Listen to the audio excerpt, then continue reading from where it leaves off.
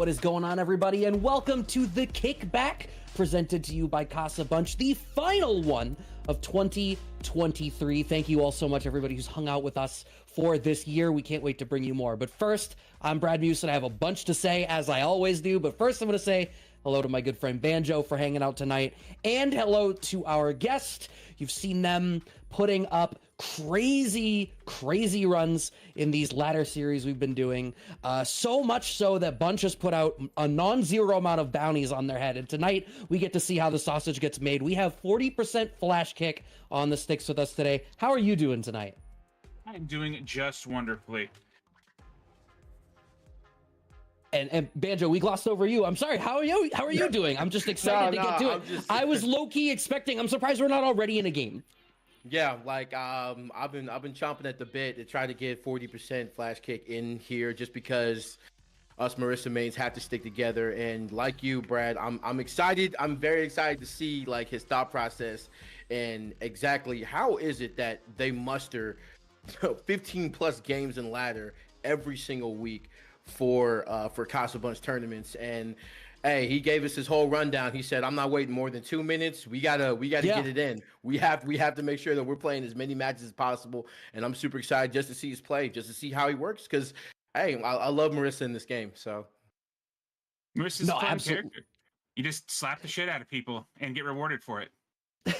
So is that something you gravitate towards? Because I think even in getting to watch some of your stream matches that we've had over the last couple of weeks, it feels like you tend towards just this really explosive style. Like you like exploding people. I do like exploding people. It's why I played Geo in Guilty Gear. It's why I played Kage in 5. You know what? That is a series of character selections that makes a lot of sense. And here you're just staying right in that ass just immediately. Oh my god, dead. Are they dead? Perfect victory.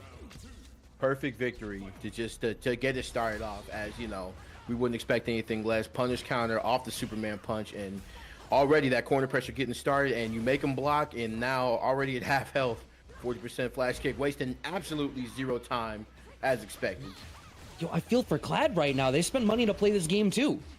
Okay, managing to go into the coward crouch stance for the low profile under the thing. What does it take to give you pause, 40? Like, when is it you stop being the aggressor? Because even here, you're in burnout. You're still charging these punches.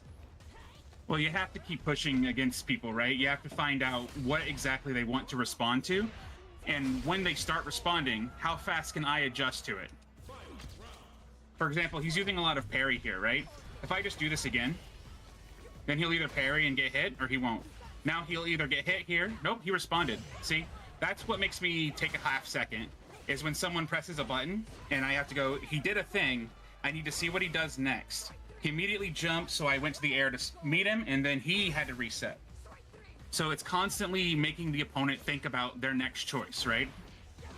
Yeah, that jump back air-to-air jab was just absolutely stellar. So you very much like to be in the driver's seat then, which explains a lot that in these round start positions, it feels like you're always trying to be the one that makes some sort of an aggressive play. Mm-hmm. You have to. Again, this is... Wolfgang said it best, right? This is a game where you have to be active on your defense. You have to constantly think about what you're going to be doing next. So I'm always trying to see if I can get my opponent in that position of what am I going to be doing next and how are you going to respond to it? And this is the actually 1,000%. Hang on, but sometimes it does backfire. I kept trying to push too hard, and he just put up a wall, and it made it hard for me to actually do anything, you know? So that's when I have to like think about what I'm doing a little bit. Okay. Now, you see, he's been thrown enough and had his parries punished enough that he's hesitating on these wake-up options. He wants to cycle to getting out of a throw situation. He wants to cycle into forcing out of a position where he's in danger, right? Mm-hmm. But then, you see, he over-relied on his, nope, he gets the knockdown here. I have to wait. I'll take a throw. He didn't commit. I am really appreciating getting to hear this inside baseball right now. Right, we're over here commentating each other's commentating everybody else's matches all the time, Brad, and you know it's like that feeling like, you know, that's what this feels like. Oh, This is what we sound like whenever we commentate somebody's matches. Well, the difference is, I feel like even when you can talk to, and this will be something that we can talk to a little bit in between the games, but for a lot of people, just because you can execute it doesn't mean you can articulate it or do your thought process. For a lot of people, it's something that they know in the moment but couldn't describe. And I think what we're immediately seeing from 40 is there is a fair degree of comfort as we're able to close out this first game. And yep, 5 minutes in, and we are up a set. First one on the board for 40% flash kick. What I was going to say is, you're obviously very comfortable sort of talking about your play, especially as you're doing it. I have to. So the reason for that is that I don't want to fall into a complacency, right? When I start to clam up, it's because it's either I'm not sure what to do, or it's because I've lost track of what I want to do. Oh, we got crossover right away. All right, this is going to be tough. He is going to actually slow things down. He's someone I fought a lot, and getting one over on him is tough because he's actually very active on his defense. So, but you have to be... Again, this is a game I feel takes a lot out of you mentally, right? I remember what was it? People talking about Chun-Li in the early days of Street Fighter V, where she was a really good character, but she took a lot out of you mentally. So like in the long-term set, it was easy to run out of steam playing her because there's so much you have to do with her. I see. And so you feel like that's this whole game. And so by virtue of that, it's like, well, I need to always keep a hand on the wheel, because if it gets away from me, stuff is gonna... Yeah. If I turn on cruise control, I'm gonna miss my exit. You know what I mean? Right. Sure. But I think even so, like, to know of it and to be able to be conscious of it is one thing, but to be able to be articulate about it as you're doing it in the way that you are is something that I don't know that everybody has necessarily. Mm-hmm. And this is definitely the character to do it in, like, not just to be in cruise control, but like to make sure that you stay, you know, in that proverbial driver's seat. This is 1000% the character that you want to do this with. And Marisa definitely can make you pay for making a single mistake. But crossover is putting flash kick and lockdown right now in the corner and making it really, really tough. Mm-hmm. Not only that, but like he'll take a couple hits. He's not afraid of getting hit. Most players, they get hit and it causes like psychological damage, right? Right. And immediately, the thing you'll notice about how crossover plays is that he'll trade hits. He'll trade losing positioning a lot, because as long as he eventually gets you back to the corner where he's comfortable, then it doesn't matter. See, like right here, what he was doing, and I was trying to find like the opening. He did a lot of like jab, jab, walk up, jab, jab, drive rush, jab, jab, so on and so forth. And I know that with just that, he can kill me, right? And I'm aware of that. So being able to sit there, recognize what he's going for, and just be like, well, you're either going to have to throw me or you're not getting the hit, then it becomes a matter of I have to either wait you out or wait for you to get too impatient with your own strategy, you know? Right. I think that's fair. I think that can come up a lot in this game. I think there's a lot of times where it can be really easy to lose sight of, like you said, both for yourself or for your opponent, and to put yourself in this like defensive back foot where you're afraid of anything happening on the screen when there's stuff that can be happening that, you know, you can afford to play with. All right, we got that hit off the perfect parry, and all trying to get out of... I thought we wanted out of the corner, but no, mid-screen with command grab is totally fine.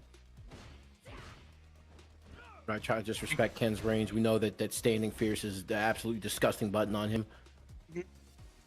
Like right here, he's very defensive with his positioning, because like I said, he's not afraid to take hits. But contrarily, I'm not afraid to take easy damage. So I will do like dash up command throw over and over, even though that's not real, right? Right. Because my opponent knows, and I know that it's not real. Then it's a guessing game of who's going to commit to the situation, you know? Right. And it's this idea of like, you know, we talked about it so much in Street Fighter V. The adage was, you know, you take the throw. And it's this idea that the deeper underlying level there is, if you understand the risks, you can decide to accept a certain degree of risk that you know you can control. So like if you just decide you're going to kill me with 6 throws, then if they decide to do that, so be it. But at least you as the defender made an active choice. Right. Like, nothing you do is choiceless. If you choose not to react, you made a choice, you know? Yeah. Like right here, Okay. I made the choice to jump back, right? Or not jump back, dash back. And now he, as a result... Okay. Yes, I love the overhead option on that. Oh yeah, he gonna pay for this. Did you just catch the backdash? Is that what that was? Not sure, but he's dead. God. The Well, just casualness with which you offer that. I will tell you, just so you're aware, there is a very slight delay between what's happening for you and what's happening for us. So Right. we get a little bit of future sight when you're telling us what's going on. No big deal. Just Marissa thing. Just a light 60%. You know what I'm saying? Look, if Marissa's got bars, she will delete your health. Oh yeah, 100%. So, Oh. like, I've already put into play that he should fear me perfect parrying stuff, right? This is actually giving me slightly more opportunities to get out of bad situations. Sure, because now he has to stagger the timing on his buttons, and it's giving you time to walk back and set up spacing traps. Right. Yeah, he's over here wrecking. Ooh, that cross up was crazy. Crossover with the air tatsu, but the perfect parry. Oh, clipped by the low forward. That perfect parry combo is the goal there, that you're comboing into the DI because you're specifically targeting the drive gauge? Yeah, because I don't want to deal with Ken with drive. Right. I don't think anybody does. No, Sadly, that's I don't- fair. Yep, sadly, I have to make a choice here. I'm going to die. I got the hit, but I was too committed to doing the throw. Oh well. Chalk it up 2-1, crossover's favor. Let's get the next one going. So quick, Yeah, quick with well, it. So gladiators mentality, 100%. is there, like, have you always been someone that when you sit down and you go to play, you're just grinding out games at this rapid pace that we see when you come through and do stuff for ladder? Or is that something that you've sort of landed on specifically for online net play or something? It's a mix. When I play on my own, right, I always have something that I try to do. I look for something that I want to practice, right? Like, maybe I want to practice parrying more. Maybe I want to practice going into matches and trying to do my spacing, right? And I'll lose a lot playing like that, but I'm okay with that because I'm trying to perfect something. Then when it comes to these kinds of matches where I have to go into the event, let's get Ghost Electricity to come to me because he has to. Okay, good. No, you have to come to me, sir. Oh my. Oh my. It's like, no, you don't understand. There's more to it here. There's a clock right here. I just told him, you come to me or I'll find a new match. All right. Let me help him. Well, yeah. Hey, Ease come on, up, bro. ease up. FlashKick is on the schedule. We gotta come on, man. We gotta keep it going over here. All right. as we iron through this, but yeah, so you were saying, when it comes to, like, all right, it's time to sit down and play in the event, and you're not focusing on, like, a specific detail of play that you're trying to work on. Like, I have to build muscle memory for things, right? And Uh-huh. I feel there are certain things that as you play fighting games, you just kind of cement them into your play style, right?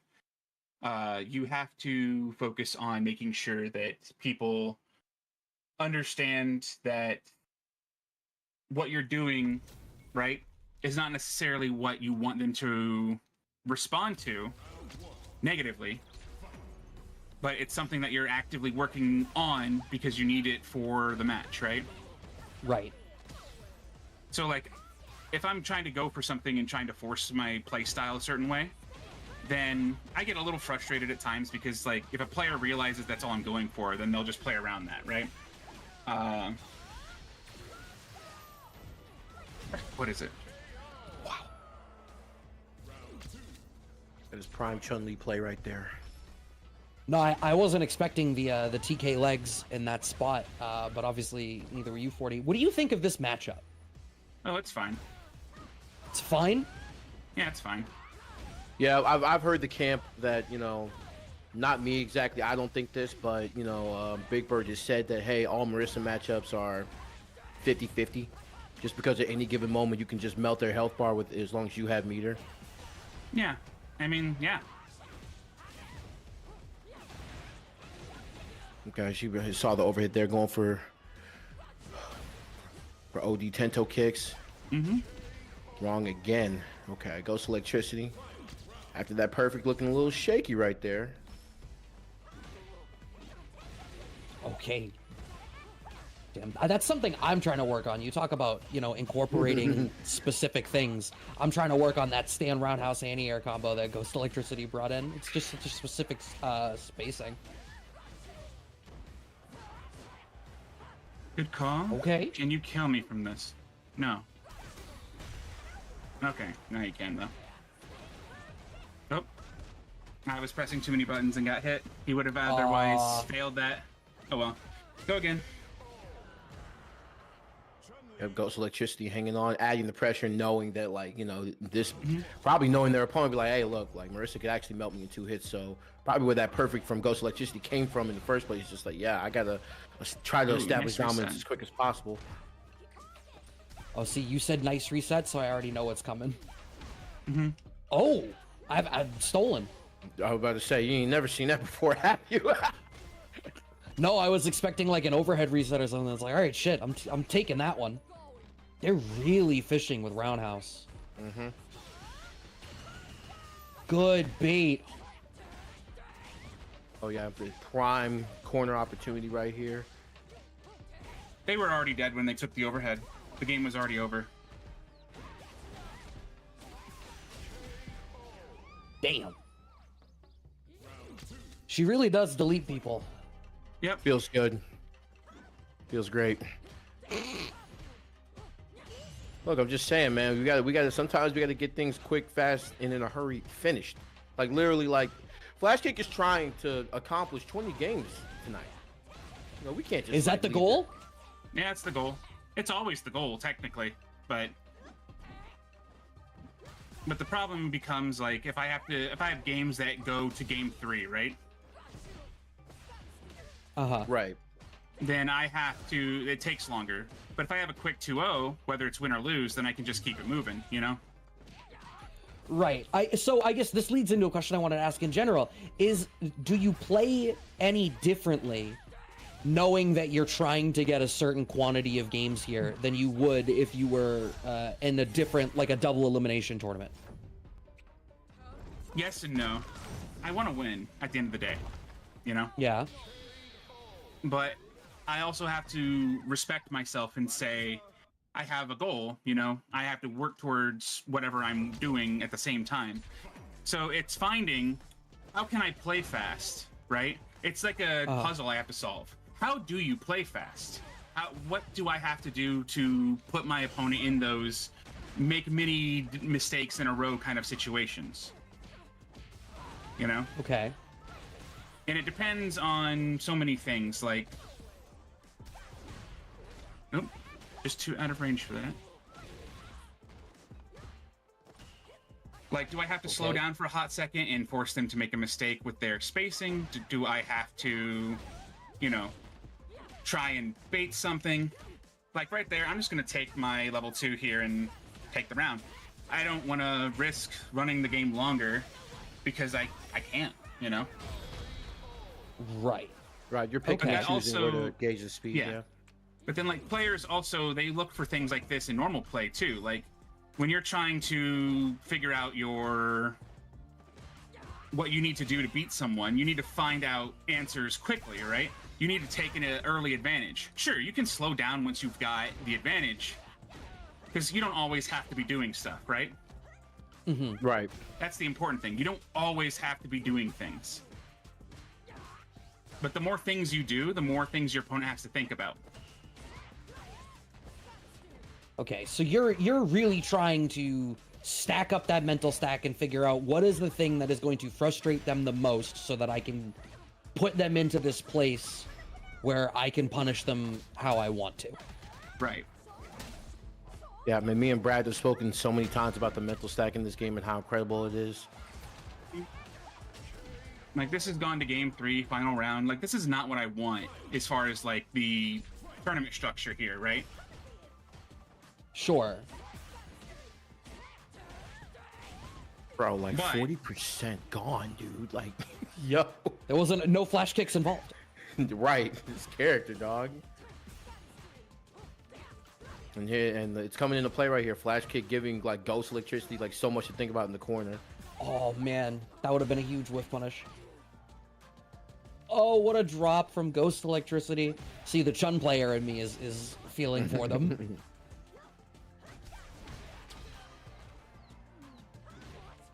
Now they're dead. I was gonna say, they don't, even if they had finished out that combo, they didn't have the damage. Mm-hmm. But it also, this allows me to reflect too, right? Like, I got this combo, and sure, it killed, right? But could I have done a little more optimization and did a level 2 instead and saved a little time, right? I am just intrigued at the idea that you're genuinely trying to look at this Objectively? of like, well, objectively is a way to put it, but I think there's a I would say equally valid mindset of like, you know, in the tournament, what matters is like the win. If it takes 99 seconds the whole way through, you still won, and that's a much slower type of style. But in a format like this, it's also much more volatile, because if you're only going to have time to play 6 or 7 games, a loss matters. Whereas you're like, a 2-hour window, quantity is going to get me there when I know that the quality of my play is in the baseline level it needs to be. You've blown up the sample size. Because isn't speed the sign of mastery, right? Like, the better you are at something, the faster you can do it. Like, sure, there's an upwards limit of how fast something can be done when it comes to, you know, literally anything. But Sure. at the same time, if I can master, like, a play style that is guaranteed speed, then I can use that speed to very quickly close out a game, but also to refine my playstyle too. As I said, I got the win in that last match, but I asked myself, could I have done that faster? Could I have done something a little different to speed things along, you know? And that's what this is. This isn't just playing fast for the sake of playing fast. This is as much a test as it is anything else. Remember how earlier I talked about I go into matches when I'm like grinding ranked or whatever, and I'm trying to master a skill? When I'm here, I'm trying to master playing quickly. Interesting. Hence the goal of trying to play as many matches as you can. Which actually, I did have a question about that. So we know that like you come to these ladder formats and you try to like, you know, just get as many matches in as you possibly can. What's the longest that you played in a session? 10 minutes. Oh. In here, like at this event, 10 minutes is the longest my matches have taken.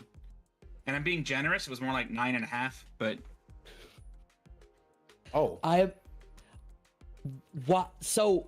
why do you have that figure so readily available? Right. Because I remember these things, because I have to.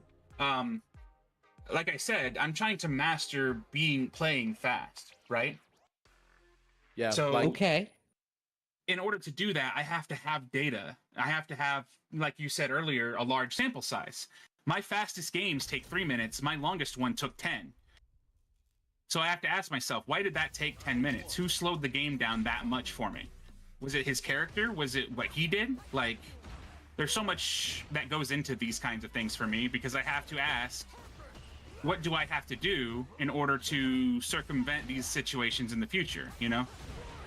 I see. Yeah, you have a super impressive thought process. I just want to say that. By the way. I knew that we were going to get to really talk about like why the fast games, why so much, the degree of care and consideration that is like, no, there's a specific goal, and here's how that goal makes its way back up to make me a better player on the whole, and that you've committed to giving yourself a system for for that is absolutely insane. Like, you've literally broken down to us, or I'm seeing through your thought process, like there is a reason behind everything. Like there is an actionable thing behind everything that I'm saying right here, and literally like it's coming to fruition. You said like how does the oh my god, he almost had the setup. Oh my goodness. No, the setup was there. It's just that he did OD flash kick. Okay. Green freeze, yeah. Didn't get the black. This is didn't tough. get the back. Yeah, not impossible, but I just didn't get the back block there. So. Oh, okay, yeah, that's rough. Still a super close round there, though. But like, So do you prefer it then when you're trying to talk about like, all right, how do I optimize speed? Do you prefer it when someone is playing at a really intense pace like Dagger G is right now, where they're really willing to be active, or do you sort of like the freedom that comes with a more passive opponent where you're like, well, word, I'm gonna force the issue until you unforce it? No, a little of both. Because if someone is playing super aggressive and pushing back, right? How do I find the gaps? So Dagger G is playing really good right now, as far as like he's giving me a lot to think about. He's staying active in the fight. But like now the question becomes, where do I have to slow down in order to speed things back up, right? Uh-huh. So it's and when you say that, it's not even just like it sounds like the kind of thing that, without being in the know, where do I slow down so I can speed back up? You're trying to slow down in one spot so you can speed up in another spot that is better for you. You're trying to redirect where the velocity is. Essentially. Oh my god, wake up buttons out of Dagger G.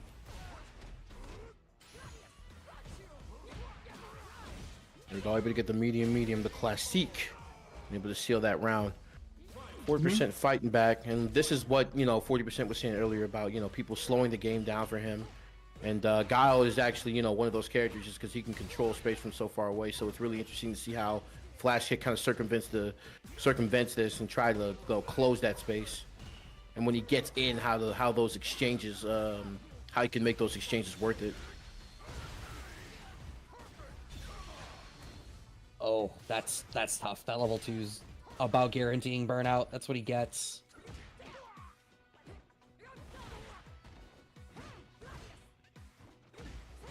Oh, what a whiff punish. Go jump back jab right here. It was If he very can close. It was very close. We'll just say a couple more seconds, man, and then gonna be able to get drive gauge back, so he could probably attempt a DI here. Oh, I just wanted Well, to not hit him. even just... There were a couple of pokes there, too, where it's like if you had DR behind that, if you had any of the resources actually available to you behind that. Yep, it is what it is. Unfortunate, but you have to take it where you can get it right.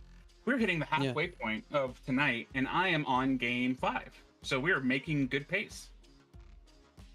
Dude, Yeah, it's not actually, shit, even okay. halfway, man. You're Yeah, this is quarter. crushing This right is now. quarter of the way through. Yeah, this isn't. Yeah, it's not even 30 minutes. So So you know what? Since we're talking about it, I obviously Bunch has been using you as a bounty, right? Like trying to highlight the way that you play in ladder and how you're playing more games than everybody else. How does that make you feel that Bunch is putting money on your back every week? Makes me feel like other people need to step up and start playing more games instead of trying to get 5-0s all the time. That's exactly the sentence that I was praying to every god that he would say, but I couldn't say it. I had it had to come from another human being because I need to stay right. The whole point. Mm-hmm. The whole point of an event like this is that you get to play more people. Mm. A double elimination, you're out after 2, unless you're good, in which case you're out after 3-2. After 4-2, maybe you win the whole thing. That's great, but you know what you don't get to do? You don't get to play a lot of people. I'm People who only. I'm not talking shit. I'm not talking shit to the 8-0 people, the 9-0 people. Like No, not at all. 10 games is a fair amount in 2 hours.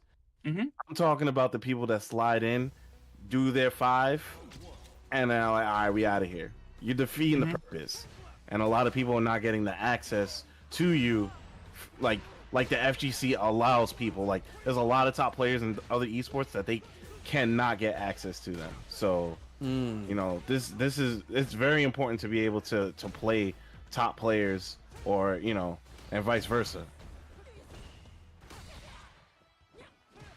Yeah, I mean, like you talk about the other esports. I've been getting back into StarCraft, right? And like the top players will like regularly change their names. So they call them barcodes. They'll change their, you know, display names to this nonsense series of characters so that they can practice without anyone knowing what they're practicing. Damn. Because it's so important that their strategies go unchecked. And then here, yeah, you can just play whoever at all these tournaments. It's this great equal opportunity extender. God damn, 40. Well, see, Noah's actually kind of epitomizing what I'm going for. Not he at has all. a play style. He has a play style that fits that kind of mindset of someone who's playing fast, but he's playing in a way that, like, every decision, every time he gets a hit, he's making me make a choice, right? So I have to push back the same way, or I have to try and answer correctly whenever he does that to me, right? As a result, like, Luke is not different from Marisa in that if Luke gets a good hit, he'll delete your health bar. You know, we've Right. seen the clips. Yeah. You know, we've all watched Capcom. We've all watched Pro Tour shit. Like, we've seen him get a stray hit and turn it into your life. You know.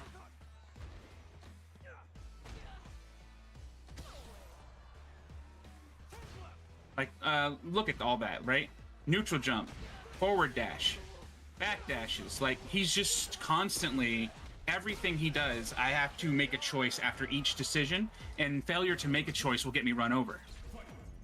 Yeah, and like as I'm watching it, I'm taking this sort of exercise and applying it to my play, right? Which I think is something that anyone who's listening to this, I would hope that you would do that. That's one of the appeals of being able to bring on these talented players and orators at this point as well, Right. with the way that you're able to break this down for all of us. Great exercises to know. The number of times that I will freeze up and not make a decision in a moment where it's like, no, you can afford to take a risk here if you're wrong, right? Like, this is a spot where making a choice is better than not making a choice, even if it's the wrong one. I'd rather make a choice and be wrong. Like, Noah cleaned house. He got it 2-0 real quick. Game's over. We're on to the next one, right? It only took about 4 minutes. Or, no, that one took about 3 minutes. We didn't start till 29. All right, but yeah, no. Like, and it's solid because he's got a game plan that he has practiced enough that he can do exactly that. He can neutral jump and do nothing, and then backdash and do nothing, and then double dash forward and do nothing, and like all these things that you'd think, why would anyone do that? Why would any wild ass player do that? Well, it's because he's done it enough that he knows he can do it, right? Yeah. So when I No, say, absolutely. you're mastering going fast, you're trying to master when you're allowed to do certain things against your opponents, right? And if you can't gather enough information fast enough, then, well, you'll either lose or you'll squeak by when the opponent makes a mistake. But either way, it's not a bad thing, right? Like, Yeah. I mean, you look at top players and you'll watch them play someone who's relatively unknown and they'll just go to town on them. And you just think, oh, it's just because they're a good player. No, it's because they've practiced a strategy so many times that, okay, it's kind of like an if-then statement in coding, right? If this, then Right. that. You know? I'm going to do Yeah. this. If the opponent does this, then I'm going to do that. It's not even a question of what they did. It's a question of they did this response, so this is my response. Right. It's sort of like people talk about, you know, neutral and fighting is to talk about the conversational interpretation of it. And it sounds like the way you're describing it is speed is sort of akin to like, how fast are you talking? How fast are you supplying situations that your opponent needs to answer to? And how quick are you willing to answer a situation? And how many situations are you willing to explore? They're all questions and answers. And you're like, I'm trying to have we're speed dating here. Essentially. And it's also a mark of experience too, right? If you can recognize the situations that your opponent's looking for and trying to put you in, then you can have a response ready, you know? Like, Right. there's a very simple psychological thing in Street Fighter. My opponent just got swept or just made the wrong choice on a throw attempt, right? What are they going to do in response? Like right here, I did the Dimacris, the light Dimacris, which lays them flat on the ground, and then after that, almost everyone, their initial response to that situation is, I just got knocked flat on my ass, I'm going to block what comes next. So you know what I do? I go up there and I try to throw them. Because Sure. I can, you know? Like, they're not going to do anything else because that's just not how people think. Now, if people are aware of this, obviously they'll play around it, right? If they think, oh, you know, he's going to throw me here because this is what he does, then you can play around that strategy, right? Right, but at that point, it's you've looked at it and you're like, I'm not even asking the question because I know what you're going to say. That's your layer one, where you're like, I know you're going to block, so I'm going to go for throw. And then the question is, do they have an answer that's different for you? Which is like, they have to demonstrate for you that they're able to have that conversation. Otherwise, you know, you talked about if-then encoding. At that point, it's heuristic. It's like, well, I'm going to do the thing that works every time because it works every time. There's no reason for me to deviate just yet. Mm-hmm. And like, it's different when you go into a match and you prepare for an opponent, right? If you have an opponent who is looking for something, who knows you, right? They know your strategies, they know your play style, they know what makes you tick, right? If they know those things, then you have to counter strategize, right? You have to look at same situations that you've done 1,000 times, and you have to ask yourself, how do I change that situation? But at the same time, you also can't let the opponent think, oh man, I took my hand off my controller. Oh, it feels bad, man. Oh, Yeah, shit. Ah, yeah. Okay. What controller are you playing with? You're a pad player, stick Victrix, player? Victrix PS5 controller, yeah. Okay, okay. what color? Is Purple. it black? Oh, there's a purple one? There's a black. It's a black. Yeah.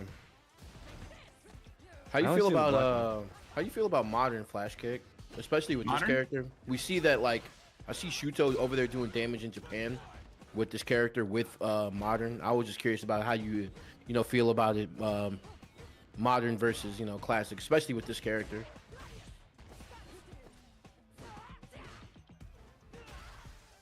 Hang on. It's cooking. No, I was gonna say, I'm like, that feel when it gets quiet because somebody's cooking right now. Yeah, Oh, but I was he's about to say cooking. somebody's in the kitchen, so.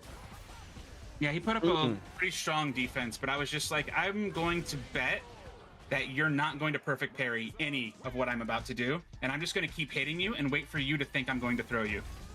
And sure enough, one of those got through. Sorry. It's almost like there's a degree of like tenacity that comes with it, of like, I'm making the decision and I'm willing to stick with the decision. It's that weird moment of flux where you go from like, I was going to pressure you, but now I'm going to throw you. And it's that hesitant moment where the other person gets to make a choice that squeezes out a victory. It's an interesting way to think about it. But yeah, so I'm sorry, Banjo, your question. So You to had answer asked the about modern modern. question, yeah, to answer the modern question, right? I love that players can play the game in a different way, right? Because it does get at times a little stale when we think about fighting games and how they're handled. There's nothing wrong with modern controls, right? Especially because there is a slight penalty for using them. You know, certain special moves lose their damage output. Certain, you know, like I'll get hit by a raw level 3 by a modern player and be like, okay, well, thanks for not killing me with your weak super, you know? But at the same time, there'll also be situations where it's like, man, I really just can't take a hit at all. And that's when that becomes scary. I have to think about the game differently. And I like that, you know? I like thinking differently about fighting games. And if a different play style is what it, like, a different way of accessing the game is what it took to do that, then I'm all for it. I don't want it to replace classic controls. I want it to be something that exists alongside classic controls, you know? Yeah, because we just had like a game, Grand Blue, kind of like mimic that in a little, well, not mimic, excuse me, but there's a similar thing when it comes to, there's a way that you can like have easy input for supers and things like that, and there's a penalty for it, and like you said, it is a different way that you think about the game.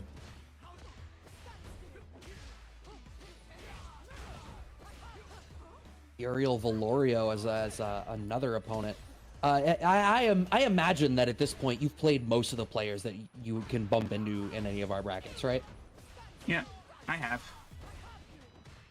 Is there a player that gives you like a particular amount of trouble when you bump into them? It's weird. If I do have a player like that, I always want to fight them again, right? I want to see if I can figure out what they're doing, you know? Like, for example, Oreo plays Ken, and I've played 1,000 Kens 1,000 times, sure. But, like, every Ken, there's something slightly different about each one. Sure. So you're like, oh, I want to figure out what makes you tick. You want to take it past the point of the character matchup and be like, I want to know the player. Yeah, exactly. Like, learning matchups for characters is one thing, right? And it's actually why I'm always a little, I'm always a little hesitant to join discussions when it comes to, like, character balance and stuff. Because I'm like, well, sure, a character has a good tool, a character has a good thing, but, like, what did you do in response to it? How did your opponent respond to it, you know? Do you have an answer? And what was your answer? Did you try something different? Like, there's so many subtle little things that go into it because I think about the person, the psychology of the player, you know? Sure. So it almost feels like, did you ever watch the old Juicebox Evil episode where he or video where he breaks down like how to approach neutral in footsies? Yeah, I think so. Yeah, it's not dissimilar for anyone who's listening and hasn't seen it. It's basically like a Street Fighter 4 era like footsies tutorial or how to break down a character matchup, and it's not dissimilar to what 40 just said here of like when you figure out a situation that you don't know the answer, and then just find what interactions there are and figure them out. And sometimes you find out that there's weird esoteric interactions that you wouldn't have considered that can turn a situation entirely on its head.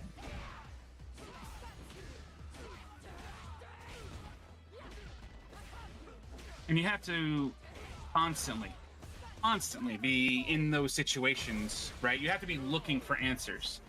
And I know it's easy to bitch, right? It's very easy to bitch. But you have to ask yourself sometimes, is someone bitching to bitch because it makes them feel better?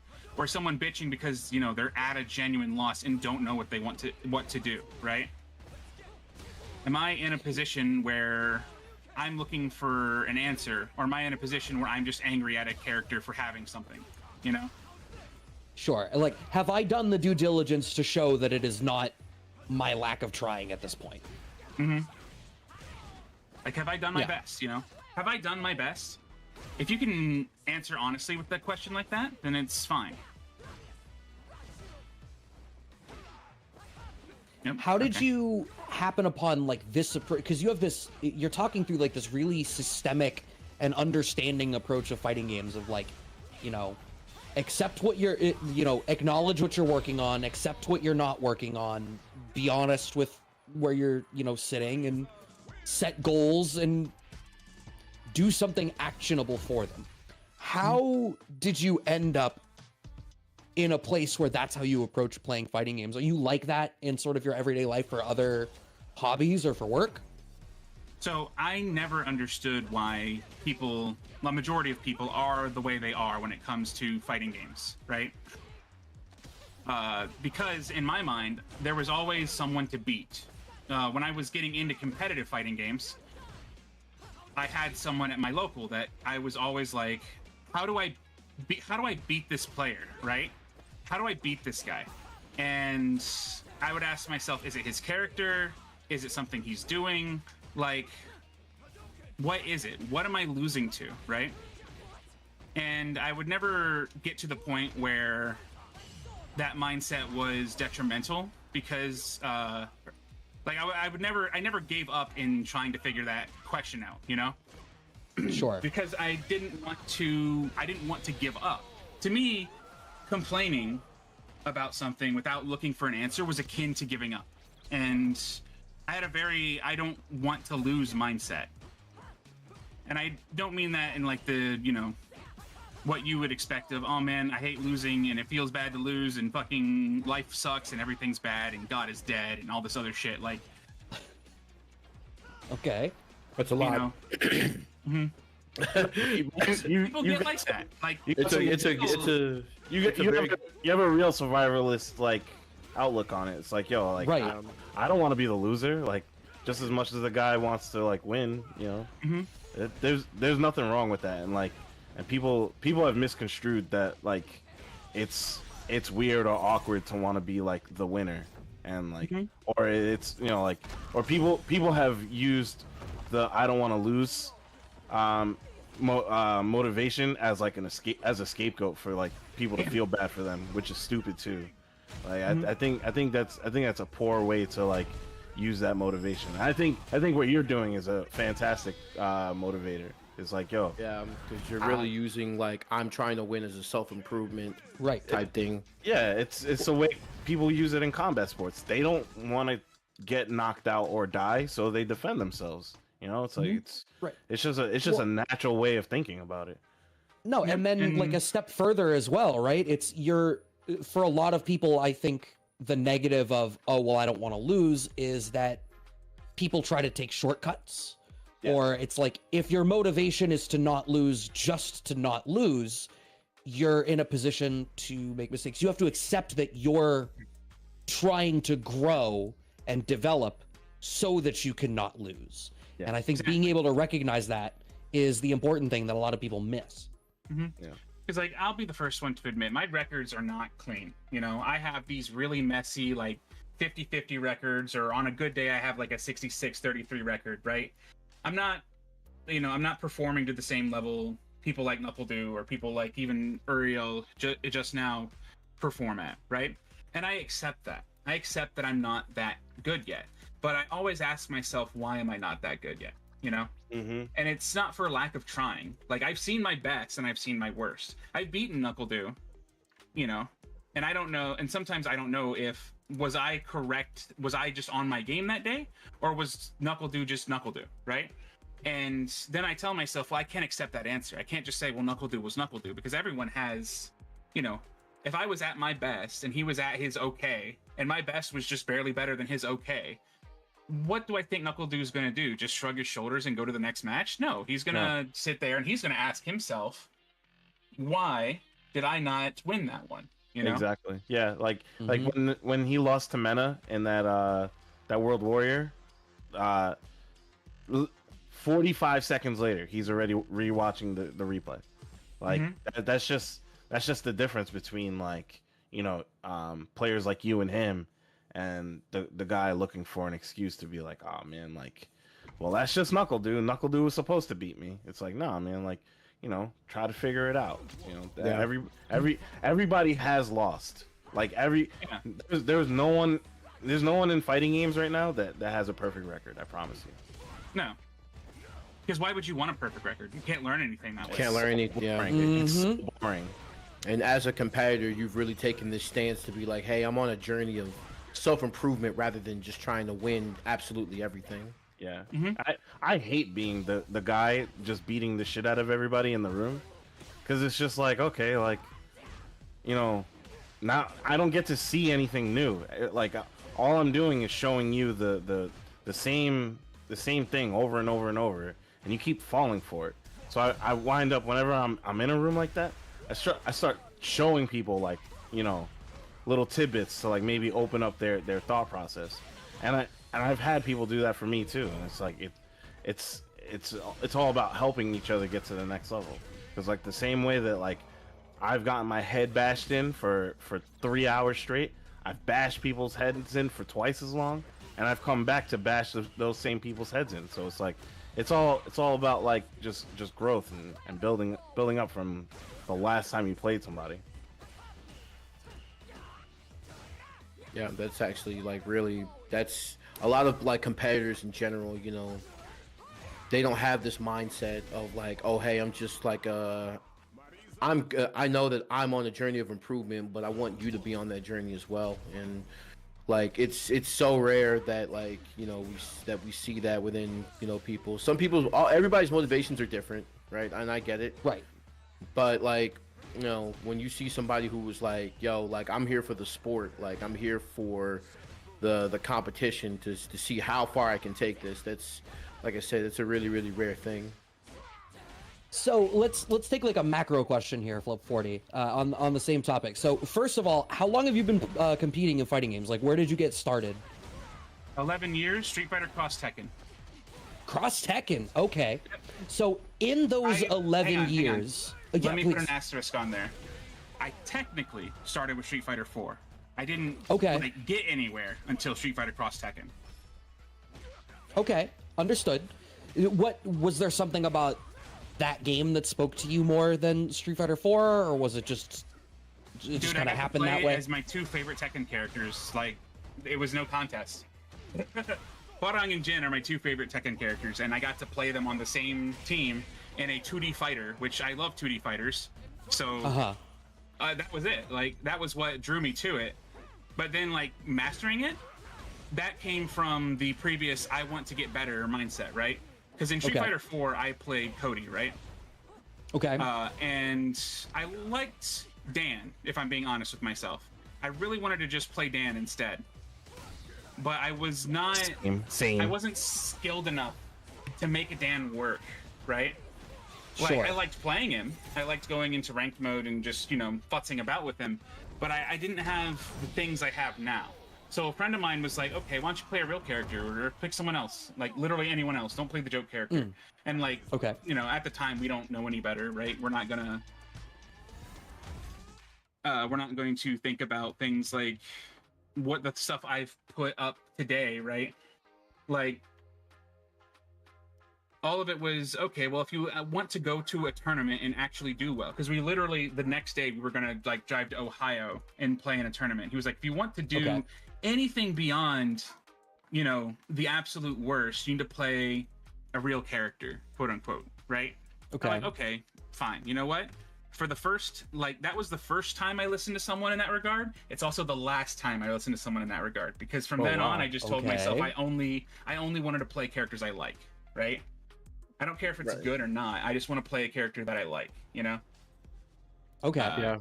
A lot of people get it misconstrued as competitors. It's just like whenever you're finding reasons to play the game, a lot of people forget one of the reasons that you're supposed to play the game is because it's fun. Right, one of the reasons that you're supposed to be playing the game in the first place is because it's fun. A lot of people want to get caught up in things like matchup charts and tier lists, and if you're trying to get to the tippity top of a tournament, you got to play a certain tier character. But I mean, if it's not fun to you, then you're going to be torturing yourself, and you're going to be even more frustrated when you don't get the results that you want. Exactly. So this actually bleeds wonderfully into the next question I wanted to ask, which is, so if you've been around this long, you've been around for now, let's say this is your third generation of Street Fighter title that you're competing in, and we're talking a lot about the mindset of a competitor. Do you feel like that's changed in the community a little bit, or how do you feel like that's changed if you think that it has? So at the end of the day, we have way more resources than we used to. Like that is an immutable fact, right? Mm-hmm. As a result, the level of play has grown, but the mindset of players it's the same as it's always been, but we're now more connected so we can actually see it, right? Because I can tell you, people were like this even way back before social media was a big thing, People were always complaining and bitching about so on and so forth, dumb character, stupid character, this character fucking sniffs glue, people who play this character are gorillas. It's always been a thing. It's just now you can see it more because we're on social media, That's fair. So when it comes to how I perceive the general zeitgeist of player, one of the people on the Blitz team with me, right? His name is Zippy. Zippy's 16 years old, and he got second in Guilty Gear at Texas Showdown, losing only to Snake Eyes, right? I was there. Zippy is a goddamn little inspiration, Dude plays super solid. He's one of the few people that when you watch him play, he's forcing people to play footsies in Guilty Gear, which sounds insane. Fast anime game and they're playing real footsies? Holy but that's awesome, Like I said, because the level of play has, changed due to the amount of information available to us, we now have these super young players who come out of the woodwork and decide, I want to go, I just want to go play in a big tournament. He had his mom there. The mom was drinking wine and stuff, having a great time, talking to people, like, because fighting game people, if you bring family, the first thing they want to talk about is, one, how fucking cool your kid is, because, they play fighting games. Right. And two, they want to get to know you, because fighting games have always been, like, a cultural family thing, Like, so to see younger players take that knowledge and be like, yeah, I want to be that way. I want to be good. I want to play at a high level. I just really like playing this game. Whatever their reasoning, like, it embodies what you want out of a fighting game player. You want somebody who is smart, who is enthusiastic about what they do. And you can also see these younger players when you talk to them, how unmuddled by cultural influence they are, right? Like, we've all been around, we've seen the complainers, we've seen, we've lived through the low tier god era, like, we know that kind of thing. But these younger players, Zippy was 16? I don't know. Don't care. But he's young, right? He didn't live through that era. He didn't, he didn't grow up with the snackish special or anything like that, like we did. Like, stuff like that it's culturally benign to him. And as a result, he gets to focus on playing the game, Right.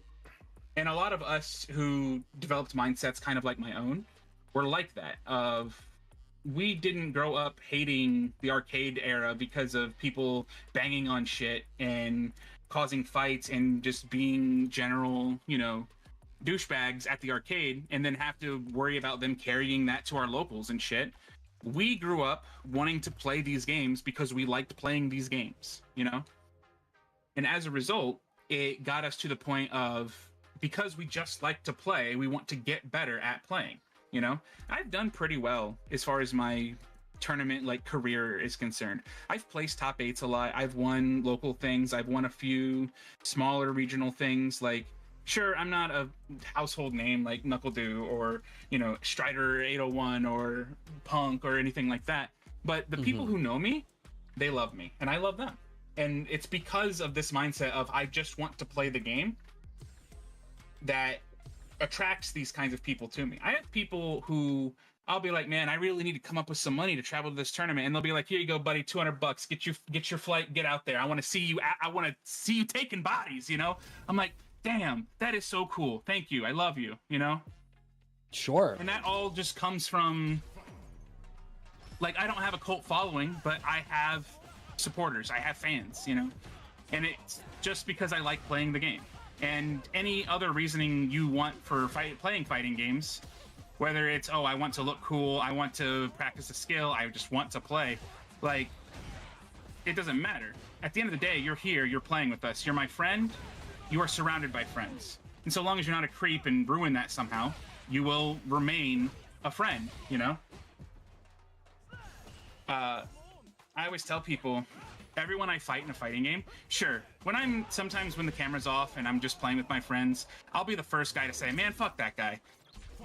That guy's a piece of shit, or something like that. Like, sometimes when the camera's off, you get a little angry at times. And trust me, I've said some slimy things about people when the cameras are off, but it's never said in I genuinely hate that person. It's more just venting the frustration of losing out, Right. Well, it's like you said earlier. Are you complaining because you want to complain? Because sometimes that's a cathartic thing. So, if you're in this place of damn it, I just need to let it out. As long as you recognize that. Yes. Even now, there are times when I wish I could just go nuts on the mic, right? And sometimes it slips out. I do have ADHD and autism, right? Same. But without being too specific, earlier when I told that guy off, you got to come to me or I'll look for another match. Yeah, that came off as rude, right? And I understand that. I feel bad in retrospect, but in the moment, it was I'm just trying to keep it going. There was no ill will behind it, but I was I can't fuck with you. You got to come to me. And he responded frustrated in a frustrating way, right? I almost typed fuck you. I almost did, But I decided, I don't need to worry about that. Let Casa handle it, right? Sure. It's not my battle at that point. Like Brad said, as long as you can take a moment and just recognize it, you know what I'm saying? Because a lot of people, they'll just a lot of people will just sit up there and let it rock and just, have this "it is what it is" attitude without taking people into consideration. But I mean, from what I can gauge, it seems like you're a pretty nice guy. So I mean, it seems like you're really, at least taking people's best interests at heart, especially when you're, hitting them for 40% every time you touch them. So, well, it's just because the thing about fighting games is that, sure, we're fighting each other, right? We're competing. At the end of the day, this is akin to a combat sport in that we are quite literally beating the shit out of each other, right? Mm-hmm. In the nicest way possible through a digital medium, mind you. But, tempers flare, They do. They do. Ain't that right, okay. Bunch?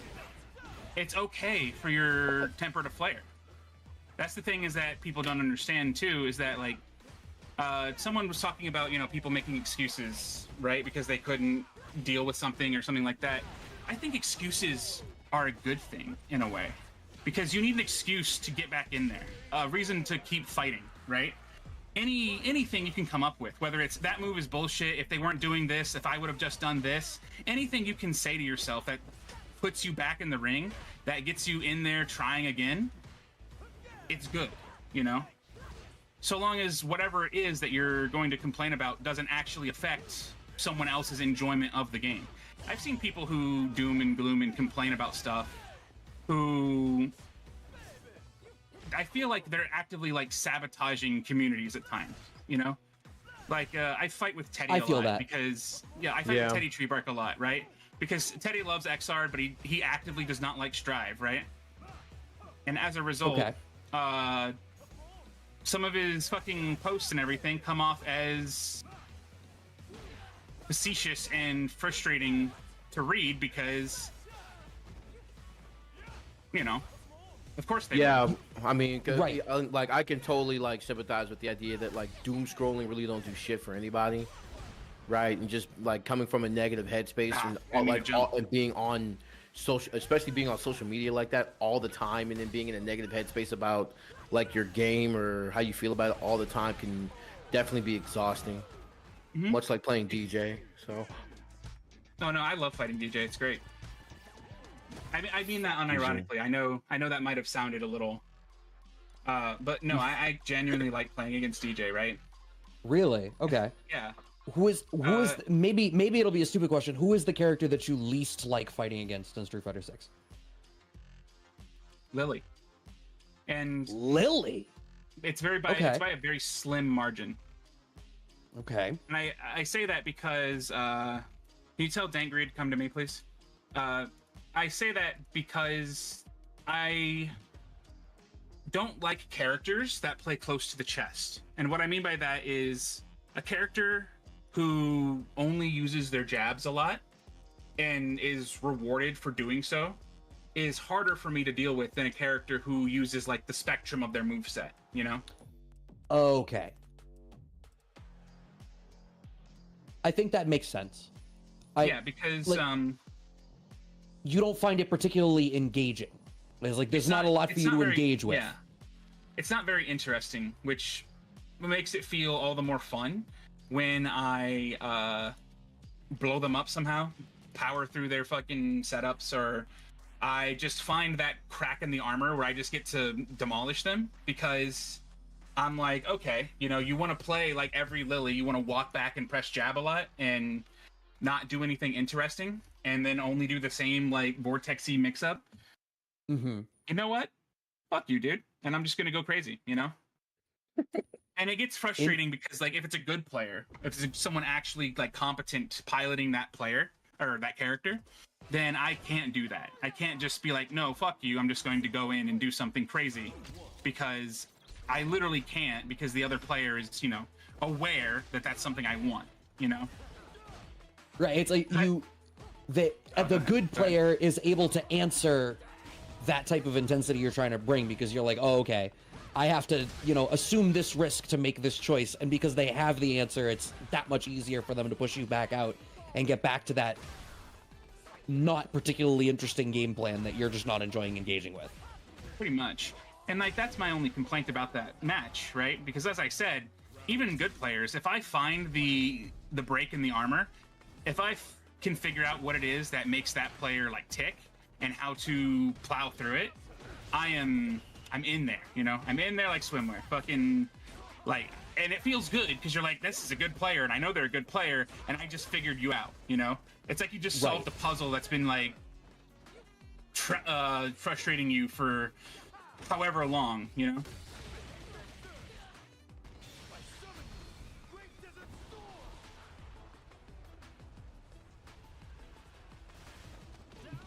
I feel like it got real as soon as the tornado came on screen. It got real in here. Yeah, well, I was like, I had to focus. I figured he was going to wait it out. Well, it's not just waiting it out. It's also, what's he gonna do? Is he gonna do one thing and then kick it at me? Is he gonna do two things? And this guy surprised me because he did neither. He just let it run, and I'm like, oh. Yo, I am scared of that level 2 as well. There's no, I am not. I support that plan 100%. Mm-hmm. I think that was the thing of it that struck me, was that you were like, all right, I'm just gonna wait, and the other guy just let you and then just teleported across the stream and through you, and you're like, well, no, I knew I was gonna wait. That's fine. This is an acceptable outcome. Yeah. It's better than getting mixed to literal death, you know? Yes. Yeah. Right. And it goes back to what you were saying earlier, right? Like making active defensive decisions. If you're choosing to block, that's not a passive choice. That's a decision that you made. Oh, by the way, we're on game 11 for I was tonight. just checking Oh that. my I god. was literally just checking that. I don't know why y'all surprised. I'm like, this is standard. No, I'm not surprised, but it's going by so quick and you're not missing a beat. And he's playing well. Right.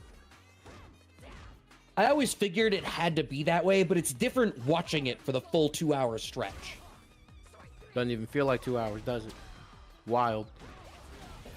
I'm like mad that he's like, I'm like, yo, why is he doing so well? But I'm like, yeah, well, you know, the kid's good. Like, hang on, that's the secret, right? Like, stop hating. I'm actually not doing that well.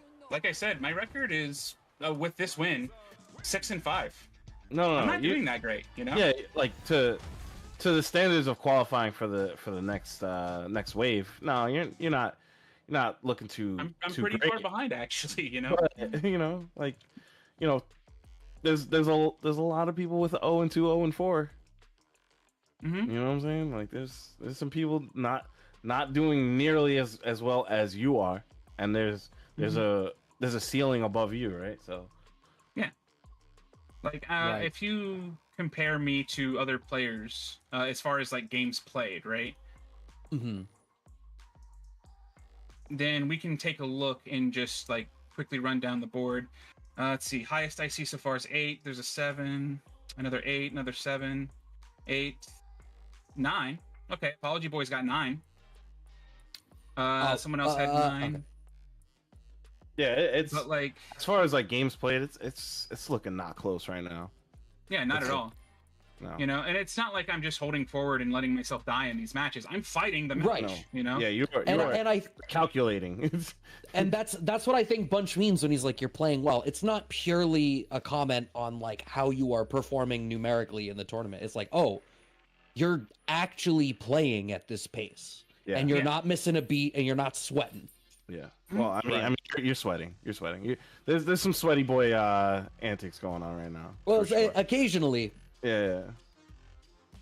But yeah. I mean, every now and then I do slow down a little just to focus, and like, Sure. I'm not gonna say I'm not. Like, even when I'm playing for other people, that's my brain just now and then has to take a second and be like, all right, I need to look at what I'm doing and focus. Like, honestly, the fact that you guys are like on topic when it comes to what we're talking about is helping a lot, because normally I have to listen to someone talk about like he's playing Pokemon at the same time, like Pokemon Okay. TCG Online, right? And he's talking about like fucking, oh no, they have boss's orders, and I my Pokemon got switched in, and I got killed, and everyone runs it, and this meta's so stupid, and having to listen to that in your ear while you're also trying to play, I it mean, can get a little grating. Sure. You know? I was gonna. And I say, don't mean that in a bad way. You want us to start pulling up our favorite games, like to make it feel No, a please, little more please Allen? don't. Yeah. Please Like to don't. be competitive, bro. I got God of War right here. We appreciate can this. boot it up. It, You know it's what I'm not saying? that. It's We can not talk that. about some. I'm playing Alan Wake 2 upstairs. Please stop. Is that good? Path of Exile. It's so good. No, Alan Wake is so Path of so Exile. good. I'm buying it next week. Let's go. Oh, it's stellar. Oh man. With the mirror? We finally Let's got go. the mirror. Let's go. Okay. Hold up, let me pull up Steam right now. All right. You don't need Steam to play Runeterra Bunch. Oh, you said Poe. I want to play Path, bro. Relax. I could pull up my phone too and do that. Yo, I'm the GOAT if I could do that. If I can play Runeterra, Path, and run a tournament simultaneously, you have to start looking at me different. You'd be going to the beach so fast. For real.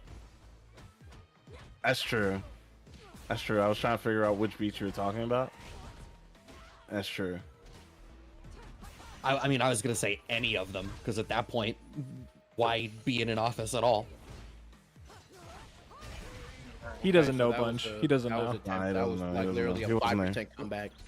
Anybody else see that? Anybody else see 40 just win that? No, we kind of clocked That out. was a tangent. We're trying to make That was a 40 tangent. now. I don't think it's working. I ain't gonna hold you.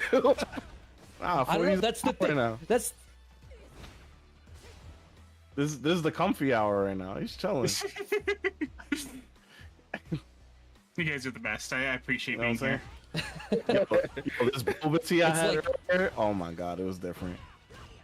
Just start bringing up random shit. oh, Dan actually just brought up right up the Steam Winter Sale. I didn't realize that was going on. True. Oh yeah, 40. We could go off topic. That was your worst mistake, pointing out how good we are at something. 'Cause You know what? Honestly, we're you were talking different. about like, oh, somebody's talking about like, with that long pause, I was like, bring up My Hero right now. It's like, because this is the wrong channel to do that. We will never leave that tangent. My Hero is crazy.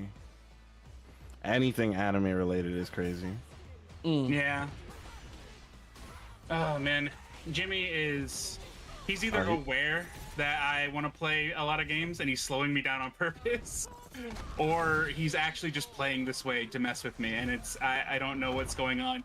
I'm being assaulted on two fronts right now. My brain can't handle his playstyle, and you guys are going so off topic that it fucked with my feng shui. Yo, that was one game. That was one game. That's fucking bonkers. Right. I was about to clock in the game for you. I was like, all right, here we go. 2-0. That was one game. Damn. All right. Yeah. cool. Hey, just I'm not gonna lie though. I think if I queued into you in this tournament, I'm definitely slowing it down on you too, just to be like, all right. That's what I did when I ran into you at TOL. I was like, Yeah. I know his plan. I know what he's trying to do. Let me just turn this all the way down. Just make a shell. Almost worked. Almost doesn't count. Yeah. Damn.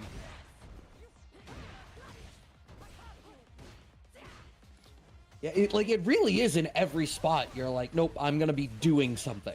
There's Right. no Yeah. passivity. I am in awe. It's like this man's health just disappeared, bro. That's gone, incredible. bro. Just Like- gone. Health is just gone.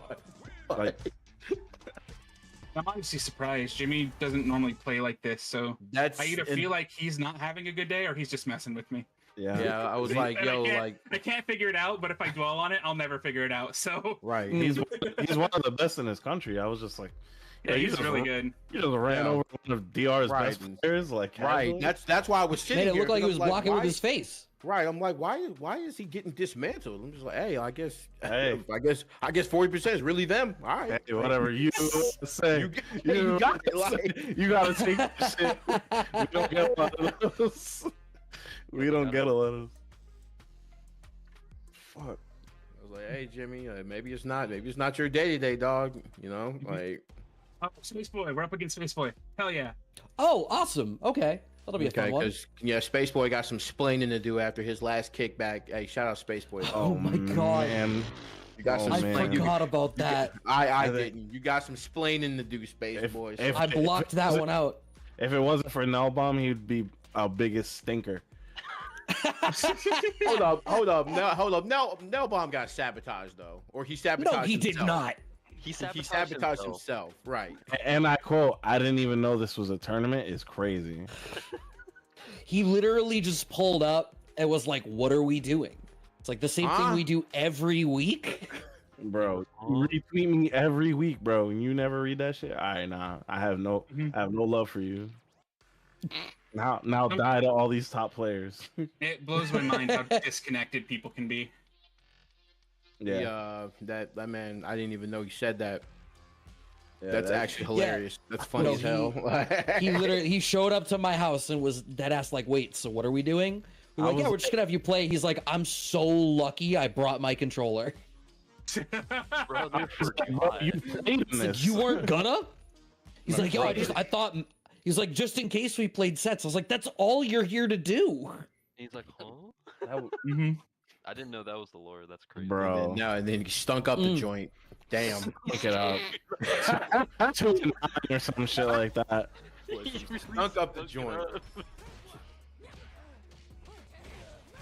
It's unfortunate. Right, Me and Space Boy though, I don't know, like he somehow like became one of my like sort of friends in fighting games, because like he always seems excited when he like sees me somewhere.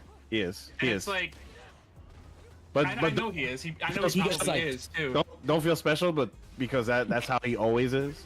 Like he's literally just like super happy to see everybody. I thought the same thing. I was like, damn, like we're like really good friends. I only said that he's like my favorite Street Fighter player like one time for like a year, and he was just like, "What's up, Bunch? What's going on?" I was like, "Oh shit, like we're like real friends." And then I saw him do the same shit. I was like, "Oh, all right, well." Damn, Joaquin Phoenix, bro. Damn. I was like, yeah, for sure. It's in the movie Her, bro. Like the Joker for real. Haven't seen it. It's a really good movie. I thought you were talking about the Joker. No, not. No, I've seen the Joker. I haven't seen Her. I'm talking about this cutscene that's happening right in front of me. The Space Boy again, getting blown up. Again. Stinking up the place. Stinking up the joint's insane, bro. Bro, this guy got 7th in a World Warrior. Meanwhile, he was locked in that day. I don't know what to tell you. Not finals. No, I think he was locked out. Oh no, he was locked out when he was on with us. He was 100% locked out. On some Killer Instinct shit. He was locked out of the tournament. That's good. I like that. Oh shit. 40. What other fighting games? We know you play Guilty Gear. Like, what other fighting games do you like? And Tekken. You know you like. Yeah. Well, what other fighting games do you enjoy other than those three? If any. I also played a bit of Grand Blue back when it was first coming out. Funny Word. enough, you know when the first one came out, right? And Yeah. people were like bypassing the region lock by just opening up a Chinese account, right? So a bunch of people had the game for a month, and I traveled around like the Michigan, Kalamazoo, lower north, southwest Michigan area, right? And I just took people's money in that game because I was like, I'm just gonna play Catalina like she's a fucking Street Fighter character, and that's it. Like that's all I'm gonna do is I'm just gonna play like that. I did my spacing, I did my traps, like I focused on knockdowns and anti-airs. And because in that game, if you got a counter hit anti-air, you actually got a combo out of it. I was like, oh, bro, that's like playing Cross Tekken, because you could do the same thing if you got a counter hit on an aerial opponent. So like, I just kind of flowed into it very, very well, you know? The game felt good to me. I haven't played Rising yet. I would like to, but not right now. I've got other stuff going on / don't have a lot of money, so.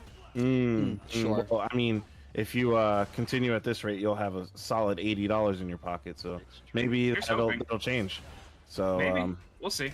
Yeah, we'll see. We'll see. Maybe Speed Player 95 will just randomly show up and start cooking people with 40 minutes left.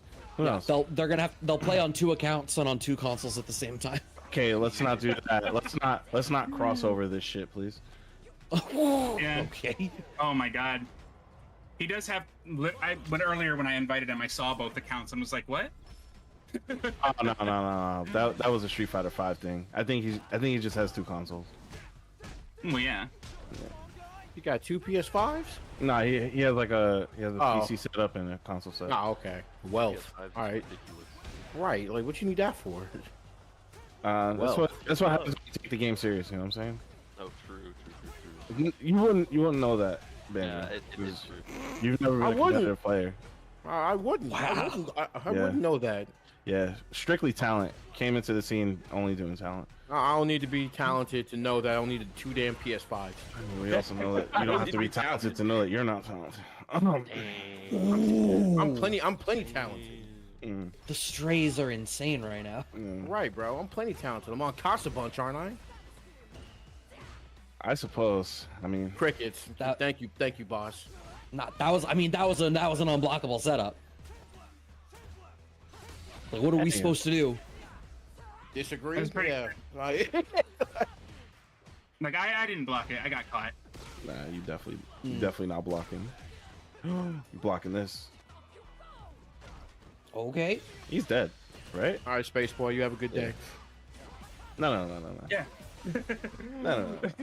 What you mean? No. This Marissa. He still got one more round. Didn't even need the bar. Is Didn't need like bar. the wild part there. That's Big Shirley. Yeah, bro. Like. Get your reps. Hitting drive rush combos is so satisfying, though. Because it's a rhythm.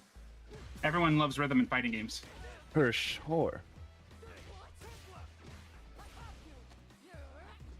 Okay.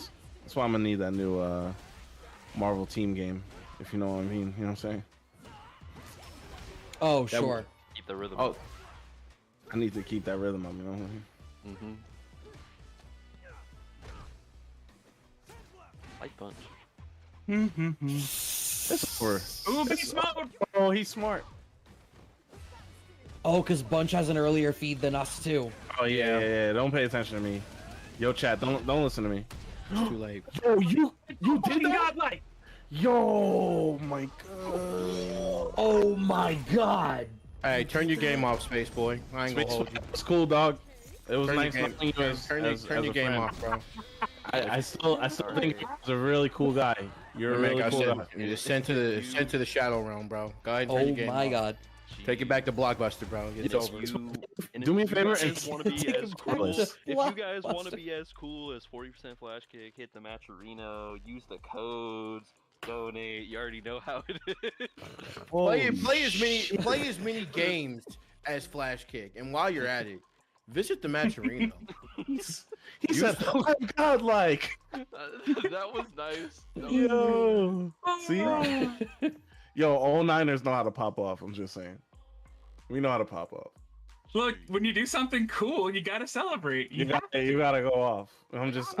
Look, I'm all for being humble and everything, but sometimes you just gotta let yourself be nice, you know? Gotta talk your shit. Oh yeah. Exactly. Talk your shit. I think I got yelled at in the other room by someone because I popped off too hard. Ooh. That's how good it was, They, though. they That's how can good it hold was. that. That's how When real it was. Knock on the wall and be like, shh. Like, oh fuck. All right, my bad. I'm still godlike. Right. Mhm. All right. I'm Like, still it doesn't matter the happy. volume. Doesn't matter the volume.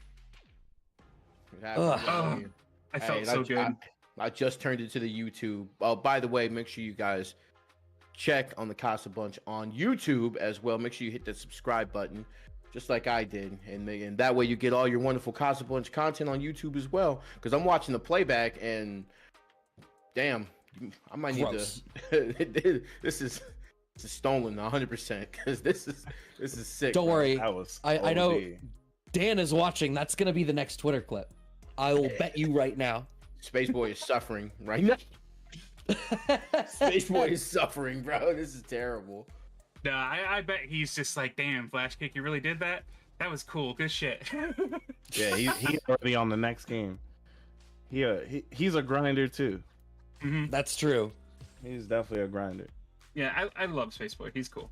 That's the homie for life. No, he's a good dude. He's a good dude. Oh my goodness. He just gotta stop stinking it up in here, bro. Oh boy, here we go. He gotta stop doing that to my stream, bro. It's that nightmare matchup I told you about. Okay. All right. Right, right. All right. I want to. So we were off topic for 2 games. Now, just vent everything you hate about this matchup. Yeah, go off. Go off. Hang on. First, I'm going to beat the shit out of the small child. Understood. Okay. Okay. What else? No, that's it. I beat the shit out of the small child. I have vented. Oh, wonderful. That was it. Excellent. Well done. I've let it out. All right. It's like, don't you see Lily's health bar? Yo, Capcom, just casually throw the age of Lily over so we can verify that this is legal. Like, I don't want people fighting children, bro. She's an active combatant. Yes, legal. What you mean? All right, well, all right. I don't know the laws about that. Yeah, I don't. If it's in the Street Fighter world, if it's in Metro City, it might as well be lawless. Let's be real. I played World Tour. What? Like, it might They're as on well a be. U.S. naval aircraft carrier right now. You think that place doesn't have rules? You don't think Guile is in the back with the binder showing him how to run a double limb bracket? The UCMJ just going crazy. Guile would be the TO too, wouldn't he? He'd be Right. the Oh, no-nonsense, absolutely. I run things on time, I'll DQ you if you don't show up, kind of The stickler, everything. bro. He's Ugly. the stickler. Yo, he'd be the kind of TO that Luke texts him and goes, "Yo, put me in the bracket. I'll be 15 minutes late." Luke would And be the guy to and Guile leaves him on red.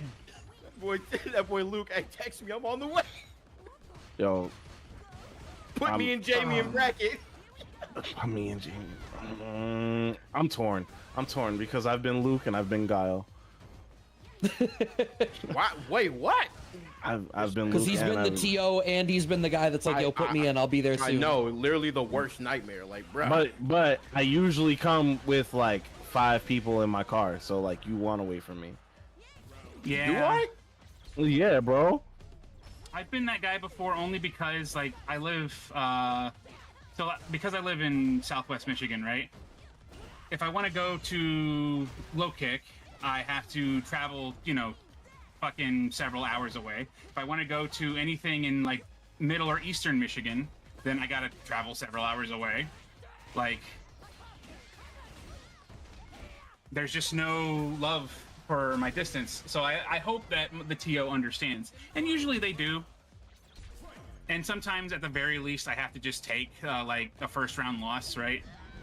Yeah, it's tough. It depends on how late you are. Like for me, like if I'm hosting a local and you tell me if you're actively engaging with me on text about your ETA, I will work with you 100%.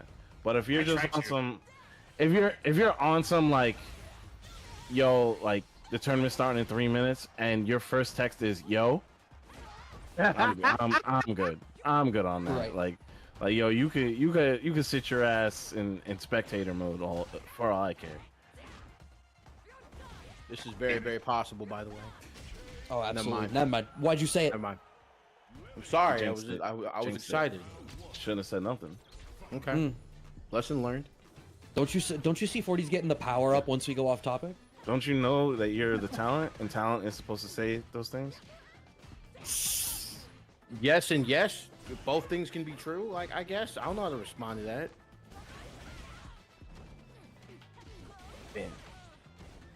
And there's, Apologize. like you said, the other bit of the Lily hate. Like, yep, you're Yeah. gonna use your jabs and you're gonna run the same vortexy mix up. Oh, good block. All right, go Thank you. say goodnight, Okay. Okay, a little safe jump setup. Mm-hmm.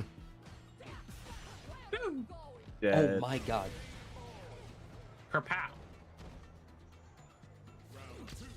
As a person who also just gets completely destroyed by DR into command grab out of Marissa, what should people be doing defensively to not feel like idiots when they get hit by that every time? Let's see. Well, you got to get a feel for the flavor of the Marissa, right? Are they banking on you being scared of being command thrown, or are they banking on you being scared of getting hit? And then from there, well, you got to guess. Like that. That was a good guess. Yeah. Mm-mm.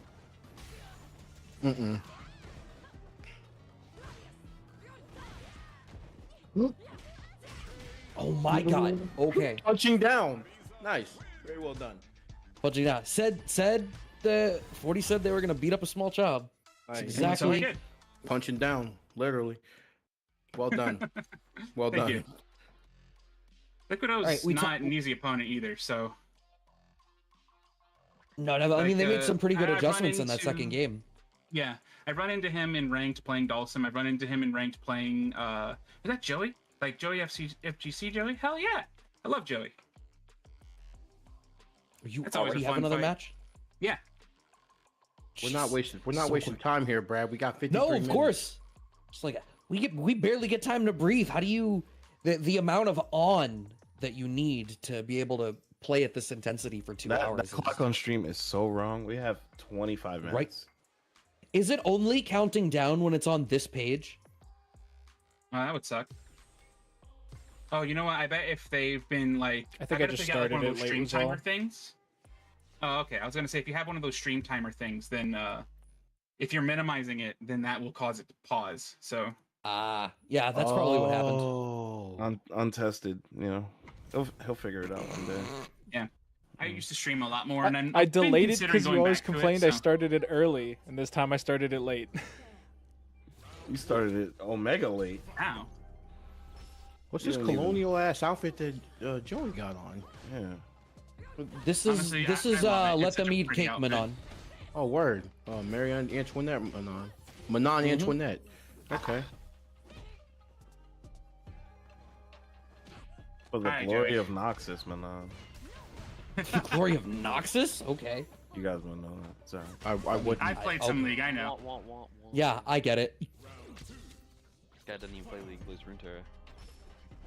Tomato. Nah, no? Nope, wrong It's button. like, Yeah, it's I like, Alexa, know. what's the opposite of hipster? Yeah, I know about League. I've seen Arcane. You know, like. Yeah. That's crazy. But I have.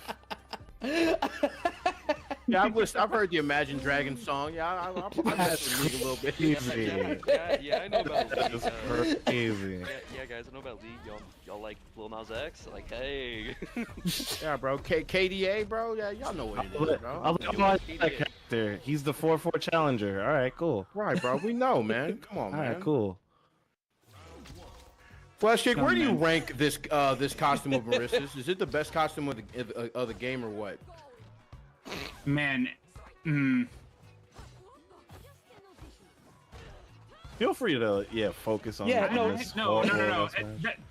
I'm focusing on the wrong thing because, like, you asked a really delicate question, and I'm like, man, Oh shit.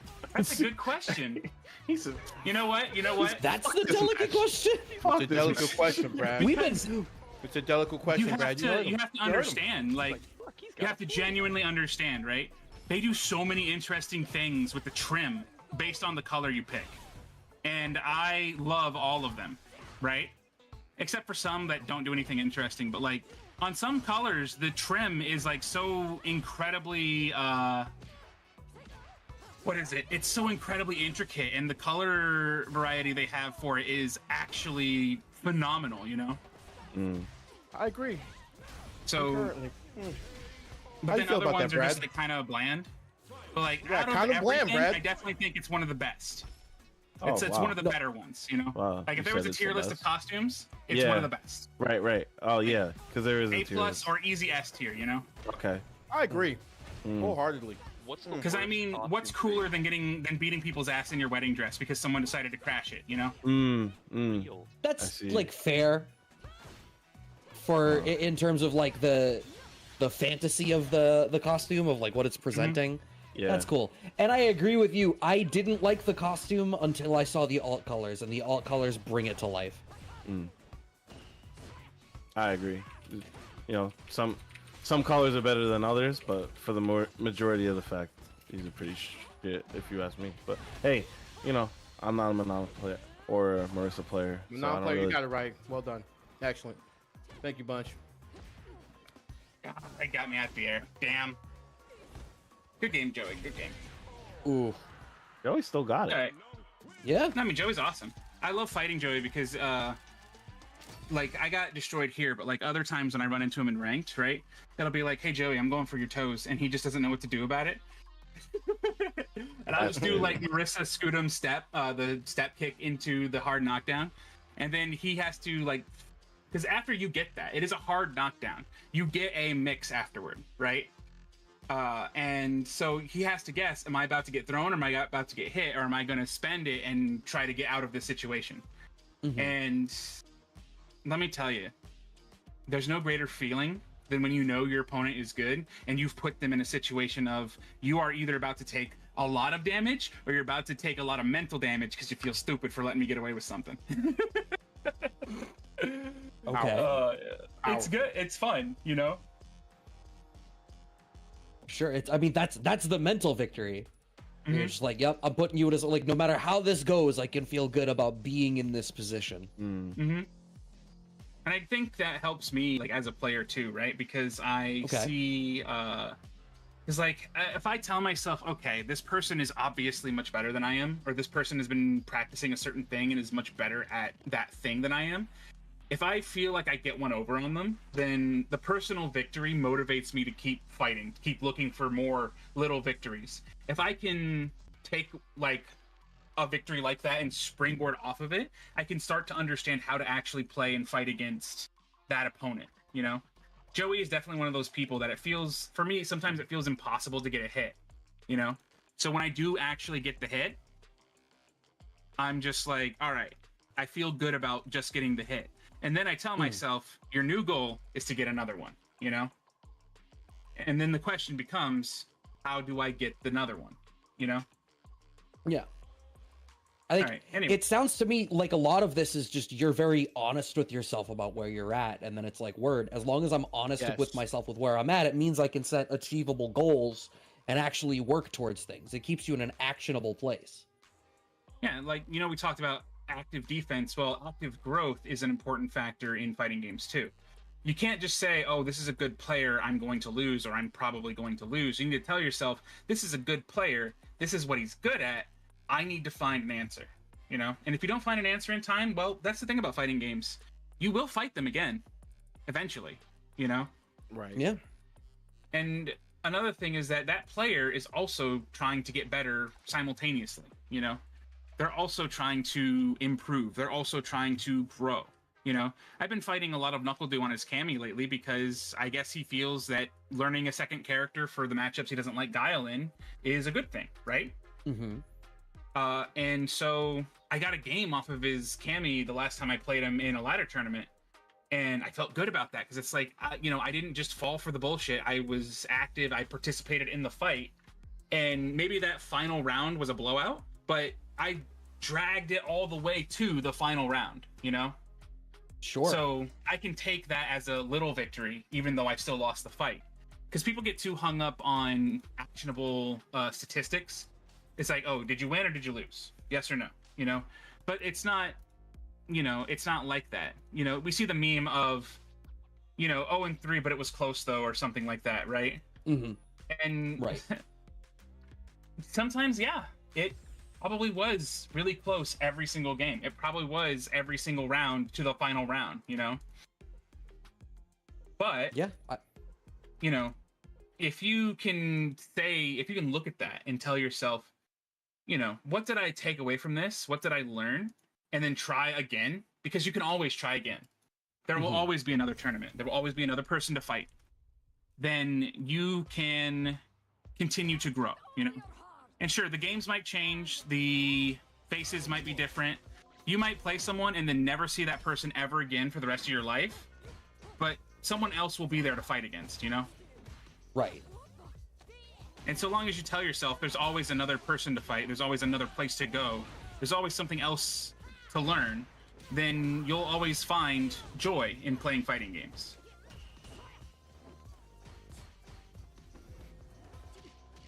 I know, stunned silence for that one, but it's partly like I'm parsing through it because this is I think we've landed in a lot of like personal philosophy territory, which is This is literally like if the Vision was commentating like him playing Street Fighter right now. Like it's that's how profound this has gotten in the last 2 hours.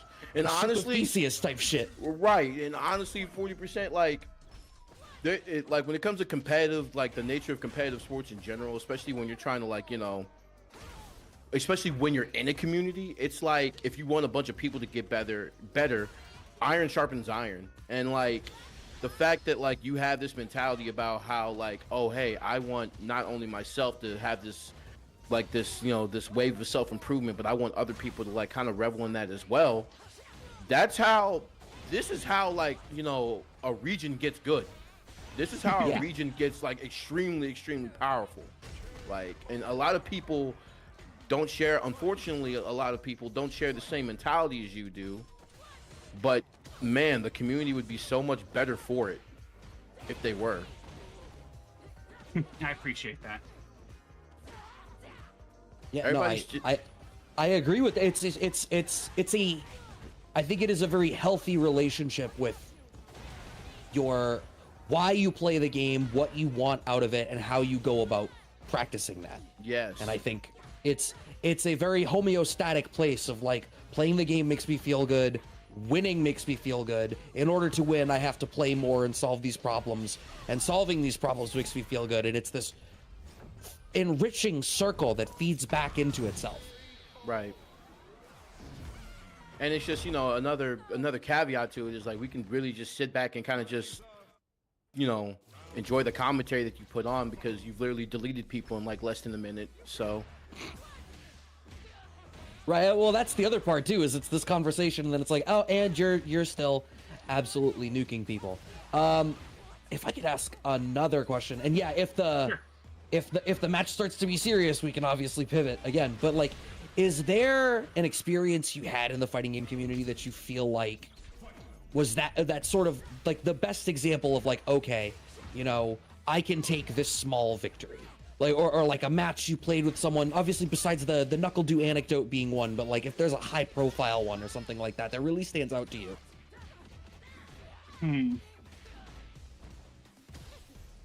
When I was playing in, what was it? It was Evo 2013, right? Okay. I was there for Street Fighter Cross Second, you know? Mm-hmm. And anyone who knows me will tell you, I love Cross Second, you know? It's the freedom to play the game, the way that you approach problems, the combo variety, the way that the linking and the chain system work together rather than like against each other, like most games of that caliber kind of do. It was so cool, right? So when I went to Evo that year to play that game, I played against one hell of a bracket, let me tell you. My initial pool, I was like, I don't recognize any of these names, and when I like looked them up for tournament results, I don't really get much. So my thought process was, I'm just gonna run my game. I'm not gonna worry about who they are, what they are, like nothing. I'm just gonna play, you know? And it helped a lot to like steady my nerves and just remind myself, I'm just here to play my favorite game, right? Okay. And so with that in mind, I go into this, I get through the bracket, like I said, no problems, winner's side all the way through. Because I'd planned for that, I looked ahead at like, you know, the bracket predictions based on who was like in the nearby brackets, you know? Sure. And it was fucking Arturo Sanchez and Ricky Ortiz, right? Okay. oh Right. damn. And they had a lot of match footage of them playing because they both literally just won like big major tournaments, you know? So I studied that shit like religious text. And the thing that winds up standing out to me is that a bunch of things I remember seeing them do, I wound up fighting against in the tournament, right? And as a result, one of them I unfortunately still fell victim to, and I wasn't able to actually answer it, but I did recognize it. The fact that I recognized it meant a lot to me as a player. I think that makes a lot of sense, and that's like a really cool story for that type of thing of like, hey, you know, I still took the L, but okay, okay, burying the lead. Right, I won is the thing. I beat Ricky right out the gate. Oh my, okay. It was 2-1, but I still won, you know. And next, like there were things that I didn't answer that I felt bad about not answering, right? Because it was like, you know, I practiced for this and I felt bad. But then like there was one thing I answered from Arturo that is still, it is the most prevalent memory of the entire match to me. Because what happened was that he had this setup for if you were low health, what he would do as Dulcim is he would do an alpha counter, he would throw a fireball, and then he would teleport behind you, and it would steal the corner from you and force you into the fireball, right? And if you neutral jumped it, normally you couldn't do anything. But I played Jin, and in that game, Jin had a heavy kick cross-up, like Jury does, like how it hits in both sides. Oh, okay.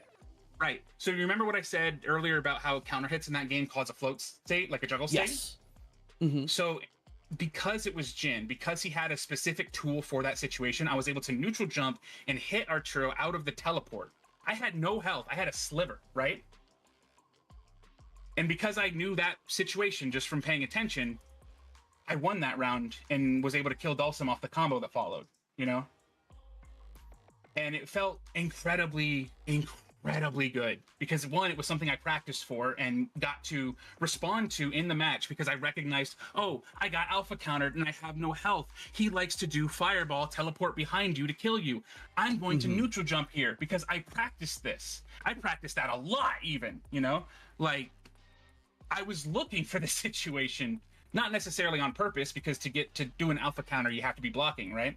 But I've seen him in that situation do exactly that and kill people, you know? And as soon as I got that, I popped off. Like, I remember standing up in my chair. It's actually still on YouTube. You can go look it up. But I stood up in my chair and I went, yeah! You know?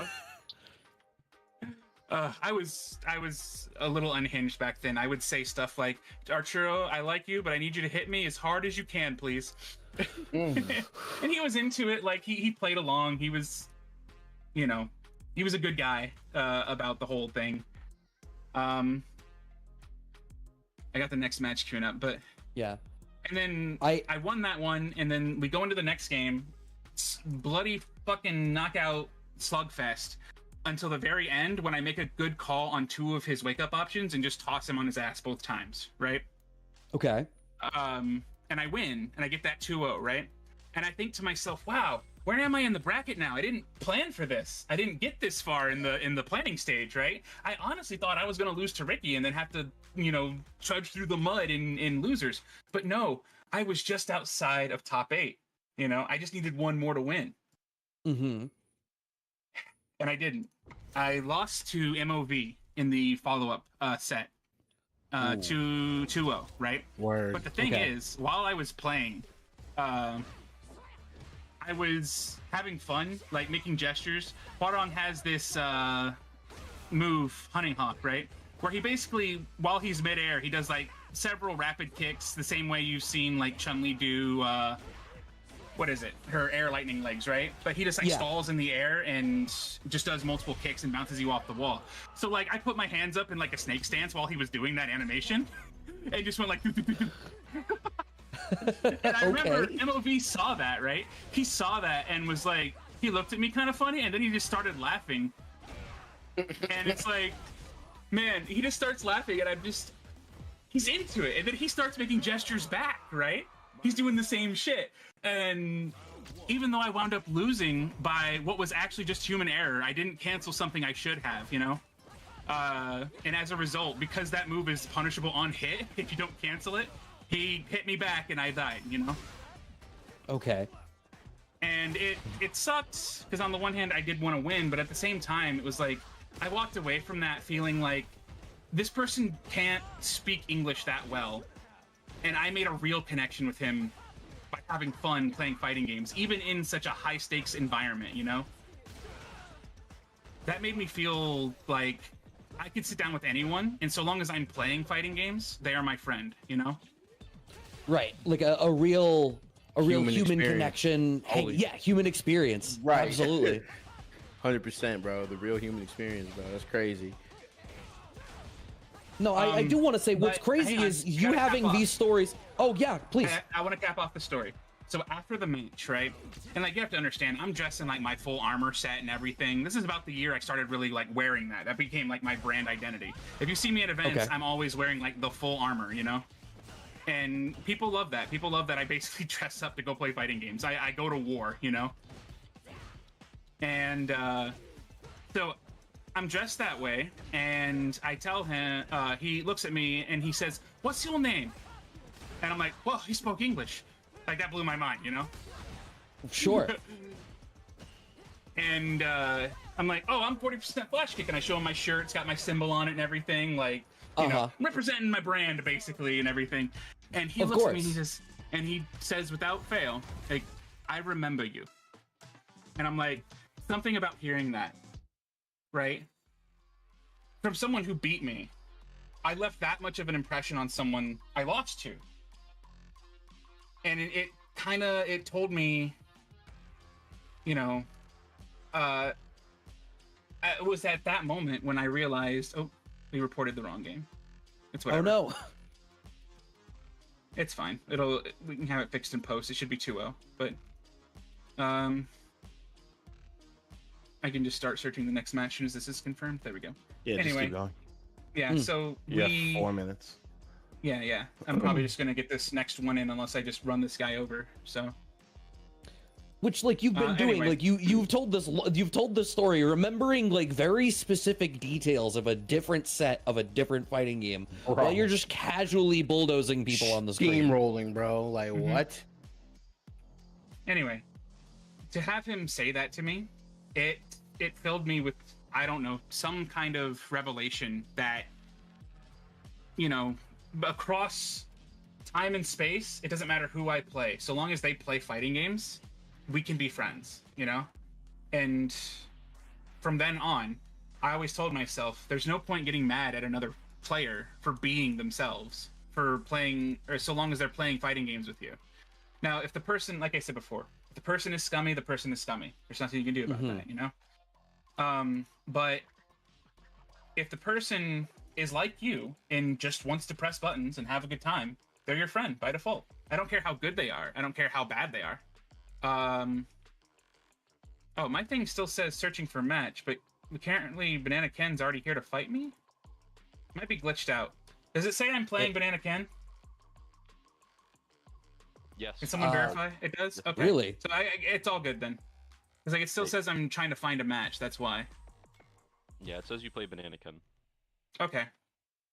Weird. Start GG moment. Yeah. Anyway. And as a result, just from then on, I said to myself, if someone wants to play fighting games with me, no matter how good they are, no matter where they're from, no matter what, they are my friend. And as a result, I will do my best to be their friend. And the best way I can be their friend is to be good at fighting games, you know? Wow. You don't have to Very be good at heartfelt. fighting games to be friends, right? You don't have to be good at them to be friends. But I will do my best to be better so I can be friends with more people, you know? I get it. It's a very, like, the word I want to use is holistic, and it's not the right word. It feels like the right word, but it is 1,000,000% not the right word for me to use to describe this. I would love to find it. But it's such a fascinating and complete, like, philosophy of it all, where it's like everything is just feeding back in to itself. It's like I said homeostatic earlier, like it almost feels like that, of just like it is a Zen existence. Out of body. Almost like an out of body experience, honestly. I mean, listen to the flash kick for these past 2 hours. It hasn't even felt like 2 hours. I'm not gonna lie. And I'm still struck with, and like, you genuinely don't have any problems, holding these conversations going on in parallel while still playing the game to the level that you're playing. Mm-hmm. How did you develop that skill? Because if I am playing and I am not completely honed in, like, I can see exactly how much of the edge I lose. Mm-hmm.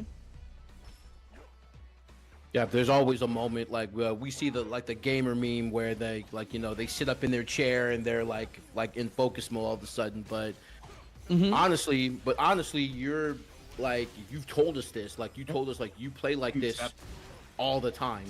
Yeah. Like, you played like this in Casa. Like, for every time you played in Casa, you played like this every week. So it's just like, this is kind of like a normal thing for you. So, kind of an opposite thing happened. So I have a match with Grand Totokai now. Can I play that still, or am I cut off? If the match was already called, but you were already in a match, so it might have. All right, cool. I think you can call it still. Like, when did you just finish this Banana Kid set? Yeah, it's over. No, we can. It finished. How did you? Was that? So remember when Smash GG was having a moment, right? Yeah, that shouldn't count. If you want to play it, play it. Like, I want to play it. I want to play it. Well, Again, I want to play the match. Let me see if that does anything to anybody's score. It probably will, because I'll be honest. I just I think updated the Totokai goal is standing. really far out. Yeah, but I'm right there. Is the thing. Yeah, you're different though. Yeah, so. All right, play it. All right. okay. Sneaking one more in at the buzzer. Play it. But yeah, so we're closing up the queue right now. Top 8 will start after we get the rest of these matches figured out. It's been a bloodbath. There's a lot of people that should be in top 8, not in top 8. 40% included in that conversation. There's just a lot of people looking in. Totokai and I. Listen, Totokai and I have the same exact amount of games played, 18. Oh shit. You didn't beat the score, though, so sorry to say that doesn't count, my friend. But it's an admirable choice. So that's why he was in there like, oh, I'm trying to get more games than him, and I queued into him.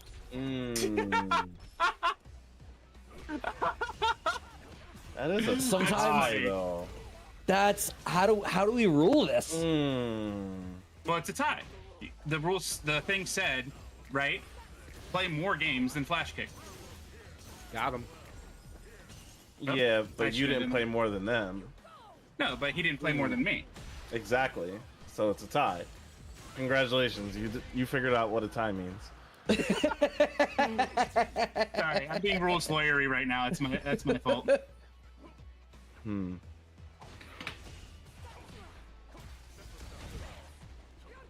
See, the FGC in me says money match.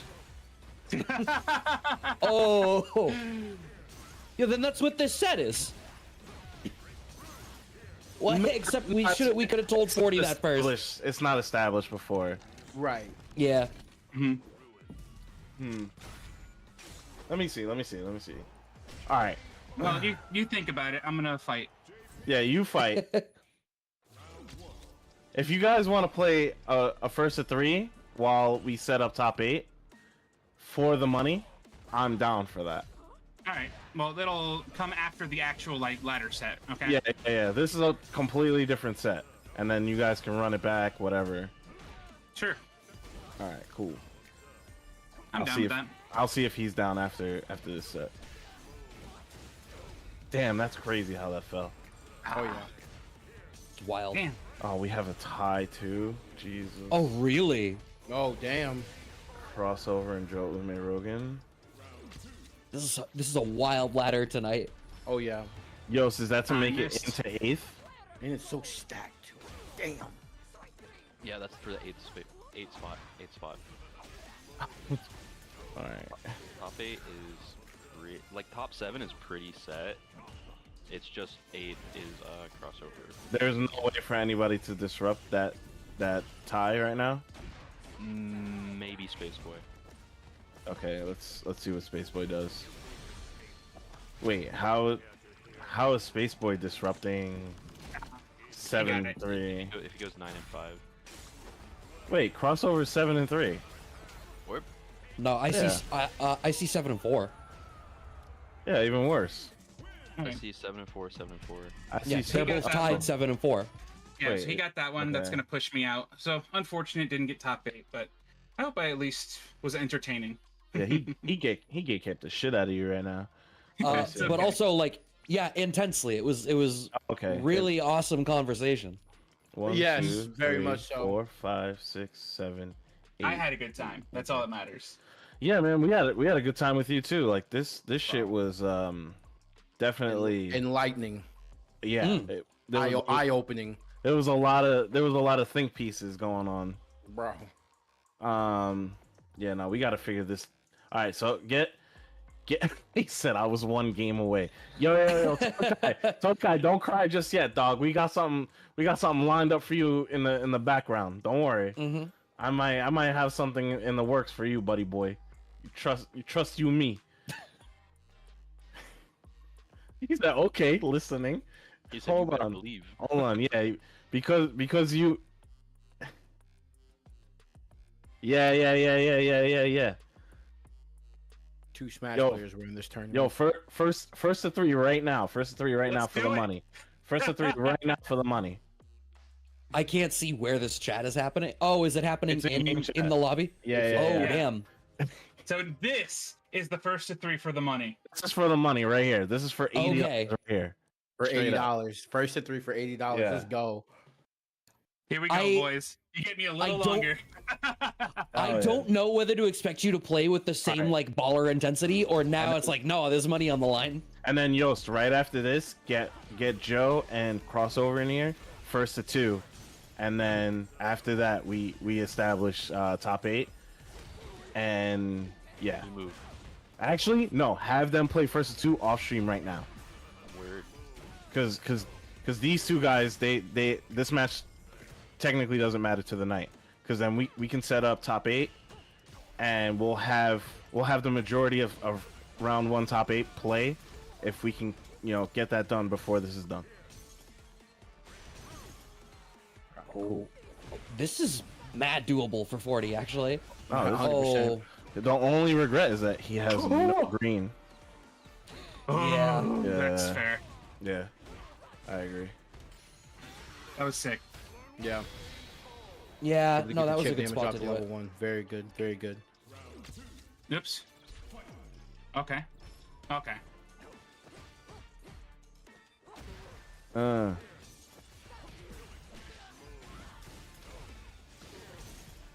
Okay, Grand Todokai playing locked in right now. Oh.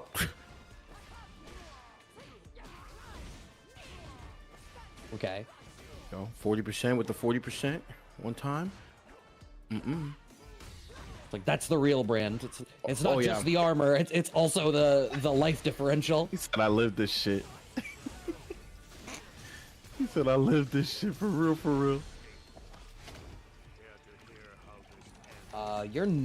You're like just barely not in burnout, I think. Oh, actually, that did less to the drive gauge than I expected it to. I thought it was going to be closer. Oh, shit. no. Well, Damn.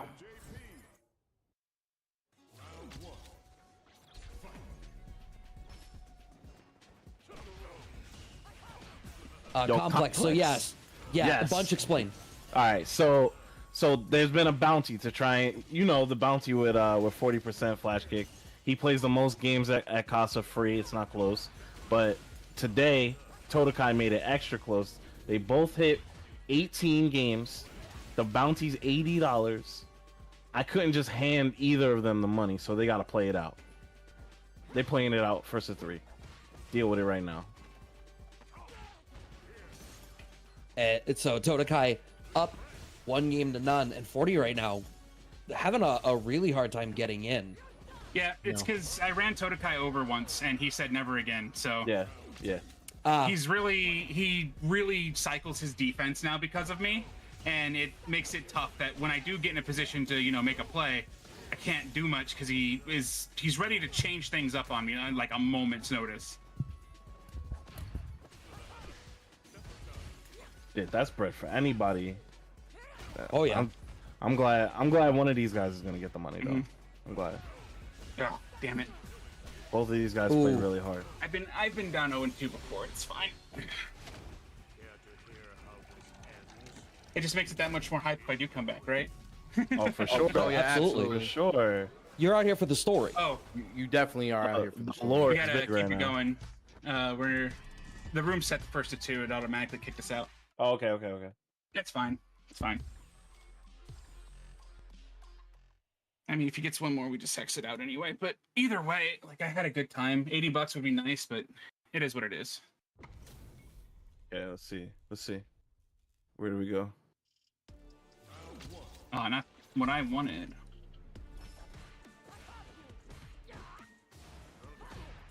Here we go. Gonna be able to get. Oh, the able to get the counter off this, but still putting them back in neutral. Yo, did Space Boy just squeeze out 2 people for top 8? Whoa, nice. Oz? Good on him. What did he do? How did he? man. Yo, we were about to play a tiebreaker. This man straight up just made it happen. Made it happen. So we're on schedule to start top 8 right after this money match. Yo, FGC, keep money matches alive, man. You got a tough time in a hard matchup. Put some money on the line. You don't like a guy? Let him know. Put some money on the line, man. We need that camaraderie. We need a real special. Yeah. There's nothing wrong with putting some money up. It's all right. We just can't put you on stage, like we used to. Not all the time. Not every match can go on stream now. Mm-hmm. Yeah, fight for money, dude. It's all right. It's all right. Like, get your fight money. Like, Yeah, get your realistically, like you'd think with all the stuff I've said tonight, like I wouldn't be for money matches or anything. But no, dude, I love money matches because I was about to say, there's nothing more pure, right? Yo, like you fighting for any reason, especially for money. You should be at every offline event just waving $20 in people's faces like, yo. I mean, there's a tact to it. Come on. Nah. You gotta be like, yo. Who likes it? Who likes it? Fancy yourself fresh? You think you're nice? Let me see it. You think you're nice? You just made top 8 at the local? Word? Put 20 on it.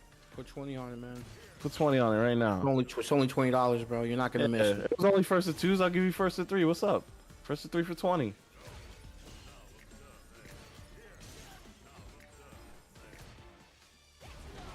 Okay.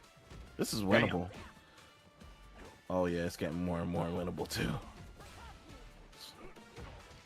I'm dead. Yeah. That was It's over. It was one of those like I managed to block just in time using my move. Yeah. But he was just like, "Oh, what do I do? I'm at advantage. I'm just gonna walk forward.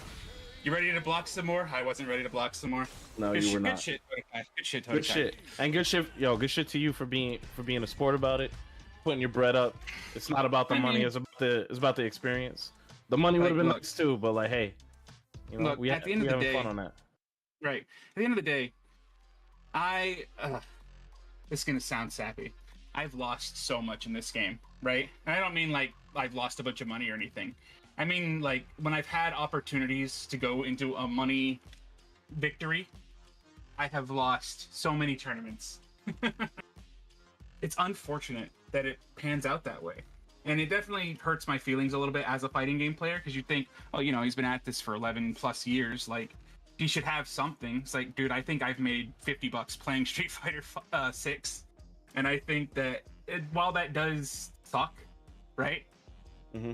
At the same time, I'm not going to let money get in the way of me enjoying playing this game, you know? Yeah. Like, as I've touted for the entirety of my 2-hour stay here, I just like fighting games. I just like playing fighting games. So, sure, it might be costly to lose some of these games, but at the end of the day, there's more tournaments. There's another opportunity. And when the time comes, I don't know if you guys will be back next week because of New Year's or whatever, but I will be here and I will be trying to break that record. So, Yo, all right. So for full disclosure, our whole kickback schedule is all the way till mid February. Oh yeah. hell yeah. You were technically supposed to be our last show of the season, but you know we needed somebody to step up, and you definitely held us down. So again, thank you for that, and and for sure, like we're gonna fill February 15th up too. Like we're gonna run a Casa right on top of Capcom Club. I don't give a fuck. So yeah, cool. $1 million. Come win this $110 over here. I don't care. Like everybody can get some bread that week. Put up the million if you think you're nice. No, I'm playing. Now, to be fair, I think that particular week I'm actually going to be trying to go to California to play in the LCQ because you know miracles could happen. Anything can happen. Anything can happen. It's the LCQ, right? Yep. 100%. And regardless of how I place, I've got a buddy who's going to put me up for that time, and we're going to go back for the finals to either watch and or compete. You know, stars aligning provided. Oh, they're starting right now. We have to run an ad. Oh. Hey, listen. If you wanted to watch this match, you should have definitely subbed. There's still some time. Yeah, guys, sub to Casa. Like, there is very few good content creators out there who are working not nearly as hard as Casa does. So please sub to it. Help people know about this. Get more people in here. Get more fights happening, and just come out here and punch someone in the face. You know, virtually punch someone in the face, or kick them if you play jury, whatever. Yeah, like 100%. Like I don't like those people that like just chill like subbing and all that throughout the show. I don't really try to do it. We have to do it because like then people will never do it. But still, like I'm only gonna say it just so that it's a more comfortable watch for you guys because like then you don't have to watch the ads that we have to play, and it's just a smoother experience for you. You get to see the behind the scenes, the inner workings and all that shit. So yeah, make sure you sub. Use that Prime that you just got for Christmas. I know your mom just got you Prime for Christmas. Everybody asked for Prime for Christmas.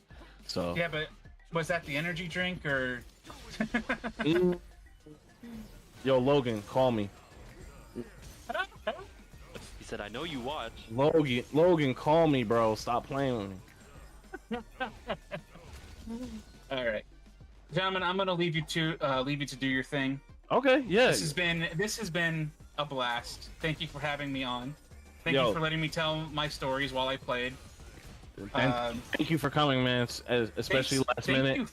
Thank you for the bounty system, honestly, because that made me feel good to be like, me playing so much has had an influence just for the sake of playing. I'm gonna positive influence on you guys. You know, I'm gonna come up with new ways to do the bounty too. Like, you know, it can't all just be like, you know, most games or whatever. We might flip it on its head or something. We'll see.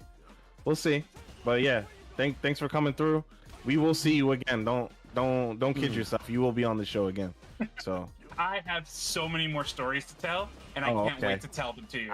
I can't wait then. I'll see you soon, bro. You know what? I'm gonna give you a little teaser.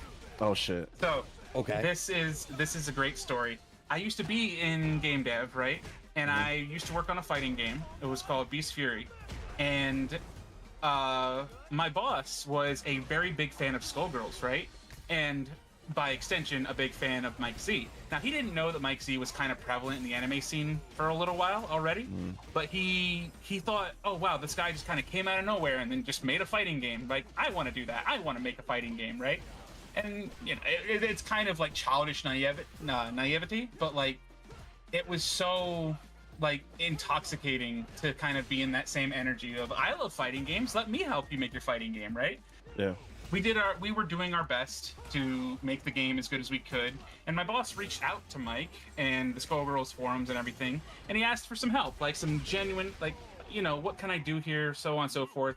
It was obvious that he didn't really know what he was doing, and instead of getting, like, you know, a positive, oh, you know, what is this, you know, doing that, so on and so forth, for everything he didn't know, he got clowned on by the community and even by Mike himself. He got so mad that he messaged me and asked me, hey man, can you log in and talk to him? You're better at the business speak than I am. And I'm like, okay, it can't be that bad, right? Those of you who know Mike Z, well, it can be that bad, because I went in there and I started asking questions and he was on me instantly. Every little thing that I didn't know, he made fun of me over, you know? And it was bad, right? Mm-hmm. Now, the thing about that interaction is that after everything, I said, well, we have genuine questions. We're trying to, you know, we've never done this before. And I told him that we've never done this before, you know, and you've got a good solid foothold in what you're doing. So why not, you know, just share some secrets? Like, he refused. Now, the funny thing about this is that he had a presentation at UFGT 10 that same year, right? Where he was going to quite literally have like a fighting game dev like conference thing, like a panel, right? And I was going to that same tournament, right? So I went to his panel. I sat in the front row. He has no idea who I am, but I sat in the front row, had my notebook out. I wrote down every good point he made, like all the little details of like, oh yeah, don't have a frame one, you know, game over screen so the game doesn't roll back into, you know, not being that kind of stuff, and all the other like subtle details about making fighting games, right?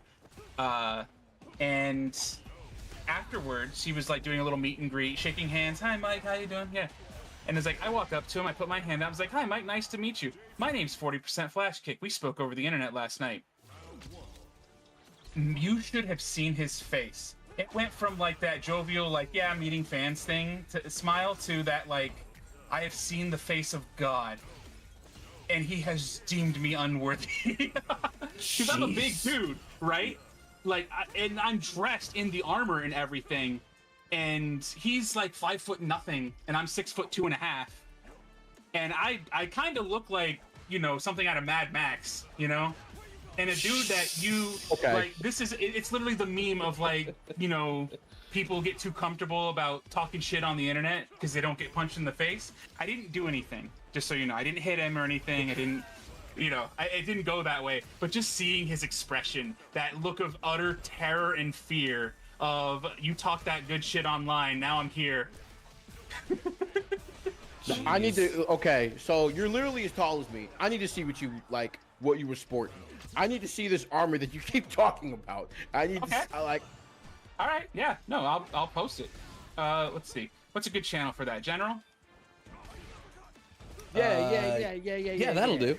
Yeah. All right, so let's see. I'll grab these two pictures. I've got plenty, so give me a sec to go kind of find them. Let's see. Oh, I see. Two. Oh, this one's a good one. Oh yeah, that is. It gets increasingly more Mad Max as you send more photos. Like, you can see that I am, you know, this is how I dress when I go to tournaments. This is how I look, you know? And imagine a dude that looks like that walks up to you and says, hey, you were talking shit to me last night. Oh yeah, I would have cried on the spot. I ain't gonna lie. Yeah, no, it's gonna make you feel some kind of bad way. Yeah, so we do sit down, right? We do actually talk about fighting game development stuff. He asked me like what my design ideas are, like what's the premise of the game, like all these kinds of things. And he ultimately concludes the conversation with, my biggest advice to you is play more fighting games. Play more than just Street Fighter, play more than just Capcom games. Go out, play BlazBlue, play Tekken, play Virtua Fighter, play all these other games and broaden your horizons and perspectives, and you will be able to make whatever game you want. And that was good. You know, that was the kind of advice I would have liked to hear the night before, but he has such an ego of himself that he just says shit like that with no filter on the internet, you know? So for him to, you know, put it away for a little bit and have an actual big boy conversation with me was appreciated. And like I said, I've got plenty more stories just like that one. So, but you'll have to wait till the next time I'm on the show. All right, Nick, Fair enough. Can't wait to have you, bro. Thanks so much for coming on. We'll definitely talk to you soon, bro. Have a good one, guys. Thanks Peace. for having me on. Good night. Long live the Casa ladder. Thank you. That's kind. He's such a nice guy, bro. I love that. That was dope. Like, that was so dope. There's people in our general chat asking about the Mad Max armor. About the greaves he has on, bro. Like, we might have to, in the VOD version, I might have to request that the photos be put over that portion. Yeah, just bro. so that people can see the context of it. My man is over encumbered, bro. Like, that's the thing. I don't know that he is. He doesn't. He looks like only when he's equipped with the peripheral is he over encumbered, bro. You know what? Perhaps that's when you bring out the extra heavy two-handed weapon. Yeah. And you end up with the less ideal role. While we were finishing all of that up, am I correct that this was the first of our? Yes, it was the first of our winners quarterfinals matches. If you are just joining us, we are here now with the top 8 portion of our regular Thursday programming. If you tuned in, you just heard us sign off with our guest for the first 2 hours following 40% flash kick through the ladder tonight. Just shy of top 8. We did get to bring you guys that money match for the bounty. But then looking at this top 8 now, Noah the Prodigy and JB, Joey and Dual Kevin, 801 Strider and Zach Boss. Have we had 801 Strider on a Casa recently? To my knowledge, never. I've never seen him here. Never? Yeah, Okay. Never. Yeah, I've never seen him here, which is crazy because I thought that, you know, with 40% leaving, I thought we weren't going to be able to see any more Marissa play tonight. And lo and behold, the Marissa that just won TNS is here with us today. So, yeah, really stacked top 8 for this CasaBunch tonight. And it's it was a really dope kickback as well. My mind is just overloading with so many things because that was about as if anybody goes to YouTube, which you should, and you should sub, when y'all go to YouTube and watch this VOD, like, bar none, the most just like mentally tantalizing, informative, like, your mind might open up listening to this man talk about Street Fighter the way in his competitive mindset, the way he did for 2 hours, and we didn't even know 2 hours went by. Yeah, it's genuinely taking a moment of like, all right, let's switch back into, you know, a regular top 8 show, because it was incredibly introspective. And yeah, I agree. If there's one to go back, if you had missed the interview portion, and there's one that you're gonna pick to go back and watch, this is a shortlist one for sure. Especially if you are feeling plateaued in your place in fighting games, which I think can happen for a lot of people, whatever your journey through it is, right? Like as a player, as, you know, just a casual enthusiast, as somebody who wants to work behind the scenes, like whatever it is that you want to do, it's easy to feel like you'll stall sometimes. Yeah. And to listen to the more emotional and philosophical side of what 40% Flash Kick was talking about, and to try to find that zen place of like, don't forget you do it because you love it, is such an important place to get to, I think, for all of us. Especially as the FGC grows, I think that it's important that we keep track of why it is that this genre has lasted as long as it did, and why so much of that was grassroots. And it's because we all just genuinely love to be here. Yeah, it's the people, man. The people have kept us coming back over and over again, and 40% Flash Kick is amongst many of those people who like or are the engine that keeps the FGC going. And to hear him just literally just pour outward and be vulnerable about how he feels about fighting games is something that I think like everybody, especially if you're new to this, everybody should just take a moment and just like really listen to.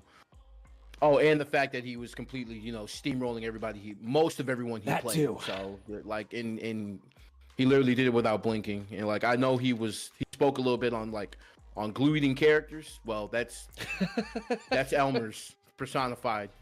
But I love it. Wow. I love That's every, how I you're love gonna put every that? bit of it. I Also, he know. said that this was the best costume. Just a heads Why up. do you? All right? Why do you have this? You know not to ask why I have it. Just know I have access. No, of course you have. You printed it. Yeah. You have a printer. That's all Yeah. that means. Yeah. My printer's hurting. I shouldn't have printed this. That but was yeah. that was a significant amount of color used in that shot. Hey, That updates hurt me. from the updates from the winners quarters in the back. It looks as though Noah the Prodigy has beaten JB to move on to the winners semifinals against Banana Ken, and I think Dual Kevin is listed as a 3-0 over Joey, waiting on the winner of our next match that we're loading in for here, 801 Strider versus Zach Boss. JB going down. I feel like every time I'm watching Street Fighter stuff lately, JB is doing these crazy runs. Yeah, like JB, it kind of takes a moment for him to really adjust, kind of figure it out. But then once he gets into his stride, he really takes off. And speaking of that, he loses round one. He has quite a mountain to climb. But speaking of mountains, 801 Strider coming off of a fresh tournament victory, going through the gauntlet of Luke's that was TNS. Zach Boz trying to make a potential upset, but man, the throws into the corner, making this 3 throws, 2 throws in a row, and then a command throw to really put you in hard knockdown. And now moving on into the second round already, Strider in full stride. Yeah, looking really comfortable while doing so. You talk about all those Lukes. I was going to ask, I was like, wait, this is that TNS, right? Where we all saw the photo on Twitter. Oh, yeah. It was like 6 of the top 8 was Luke. Really, everyone buying into all the Ken apologist propaganda people out there that are trying to convince you Luke is better. But, I mean, Ryu, no one's having that conversation about him. 801 Strider has the level 3 available to close this one out from a pretty solid position here. I feel like everywhere Zach Boz chose to try to compete in the mid-range was somewhere where 801 Strider was very comfortable, 1, with the mechanical act of armoring through, and 2, doing it in a comfortable timing. The armor and the timing is actually something that I was going to speak on, because literally there was a moment to where Zach Boz threw a fireball at pretty safe range, but fully charged Gladius, not only put him half screen after he got hit by it, but the armor allowed him to bypass the fireball and literally put him in that full screen situation. And we see it once again right here, and then being put into the corner, back fears, make a move, and of course Shoto's fishing for that low forward and the run-up command grab. Now you're in a guess for game situation against 801 Strider, and okay, we like the punish counter situation, but the double jab into the back fist going to be able to do it right there. Yeah, I mean, we when we were speaking with 40% earlier, talked a lot about active defense. I feel like in that spot, 801 Strider was an active decision maker in every interaction. When Zach Boz did wake up and make something happen and start to work their way out, it was in a spot where it's not scary for 801 Strider. Now having Zach Boz locked down in the corner, and I love the control that 801 Strider has in that mid-range. Look at how often he is getting Zach Boz to try to stick out a button, especially because obviously that phalanx gets blown up by that standing jab and you get the counter hit confirmed. So Zach Boz is really trying to actively poke. Smoked out by this level 3 though. Here we go. Corner situation once again here for Zach Boz. 801 Strider, full green stuff on his side right here. Trying to coax a move out of him. I love the movement, but Zach Boz not falling for it right here. The perfect parry, and that's going to do it. Even though the damage is scaled, it is Big Shirley, and she is going to put a hurting on you. Already 2-0 for 801 Strider, going up against Zach Boz. Yeah, Zach needs to find... I think you need to... If you're doing fireballs, it needs to be from a farther out range, but that's scary because... Marissa has a built-in tool to deal with the fireballs. So it almost seems more like Zach Boz needs to do exactly that. Dash in and start to try to play this at a closer range. But 801 Strider's ground control is so solid. Zach Boz is still struggling to move forward. And now in Burnout, there's no way you're ever leaving this wall. Oh yeah, if you are paying rent in the corner, my friend, and with a full stick of butter, 801 Strider, 1 round away from moving on into winners. And like, man, it's just so difficult because, of course, you want to use meter as Ryu to try to close the gap in these situations, and you want to use like these far-reaching tools like your fireballs and your low forwards and things of that nature. But unfortunately, like, it's costing you meter to do this, and then like you're having to block all these really, really powerful moves from Marissa, and that's also causing you to lose drive gauge as well. Oh wow. Okay. The farthest reaching crouching medium punch. Like, all right, here we go. There have been a couple of what I've wondered. I'm like, are these combo drops out of 801 Strider? And then in that spot, it's another one where it's like, okay, that was a huge pickup. I'm surprised that you dropped the combo there. 801 Strider with a pretty simple game plan right now of walk forward and make Zakbaz hurt for their life differential. But again, I talked about the degree of ground control out of 801 Strider. It felt like every single time Zakbaz had begun to step forward and try to reclaim some space, there was already a limb there. You can watch it on the replay after, oh no, the replay is gonna cut off too soon. That's a thing that I remember about our replays. The cool part of this isn't gonna happen, god damn it. Well, anyway, 801 Strider wins that out 3-0 over Zakbaz. And I feel like Zach sort of needs to go back to the drawing board a little bit with how they're going to approach that matchup. Yeah, those pokes and confirms from 801 were really, really strong. Like literally, you saw the crouching medium punch from him, and that going into the target combo. I've never seen that confirm in a level 3 before. This is the first thing first time I've ever seen that. So, man, props to him. Like literally, just like understanding that. Playing out of Ryu's spacing and literally trying to find a way to kind of bait that out of Ryu to make a decision. Like once he took away the fireball game, it was kind of like, all right, well, you got to kind of play the close-up game with Marissa, but even that's a trade that I wouldn't want. And I think it's interesting with Marissa, right? Like, I feel like so much of her kit is designed around identifying what you want to do and her having a very generically applicable tool that beats it.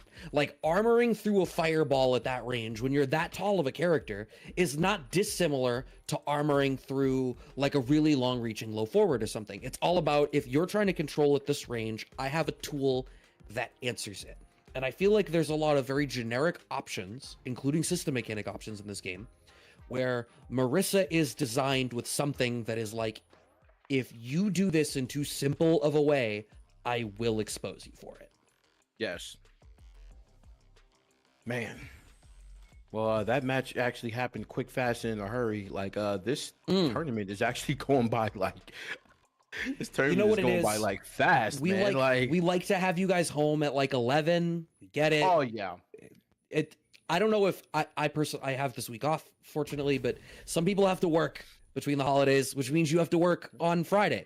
I have to work tomorrow. Sorry, Bunch. Sorry, Bunch. But also, the point I was getting at is that obviously we're trying to make sure that everybody can go to sleep at a reasonable time.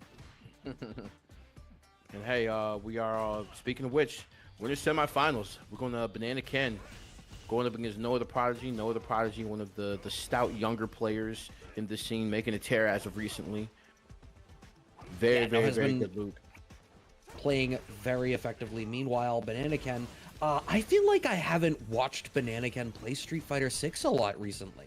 It's a name that I'm surprisingly surprised to see. I know that he's played, but I haven't seen him in one of our brackets, I think, in a little bit. Nice with the jump back, air to air, has the pickup.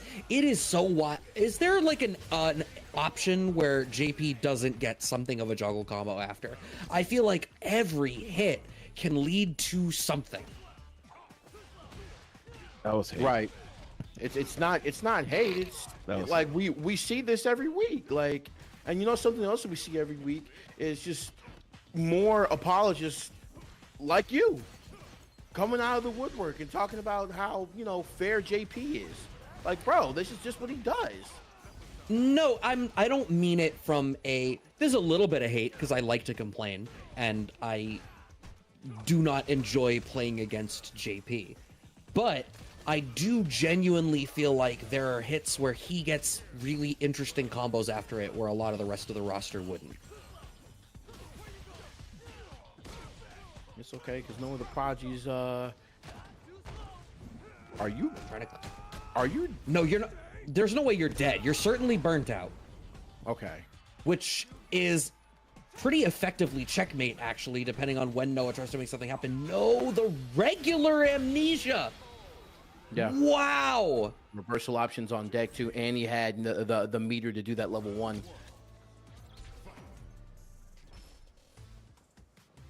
Absolutely wild. Well, hey, Banana Ken able to make that one happen for himself in that game 1, and I have genuinely, I don't think, ever seen a JP use regular amnesia.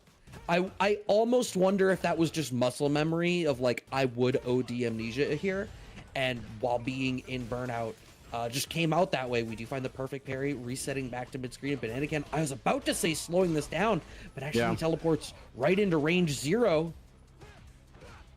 And here we go, pestering with the crouching medium on Luke. Wow, but misses the last hit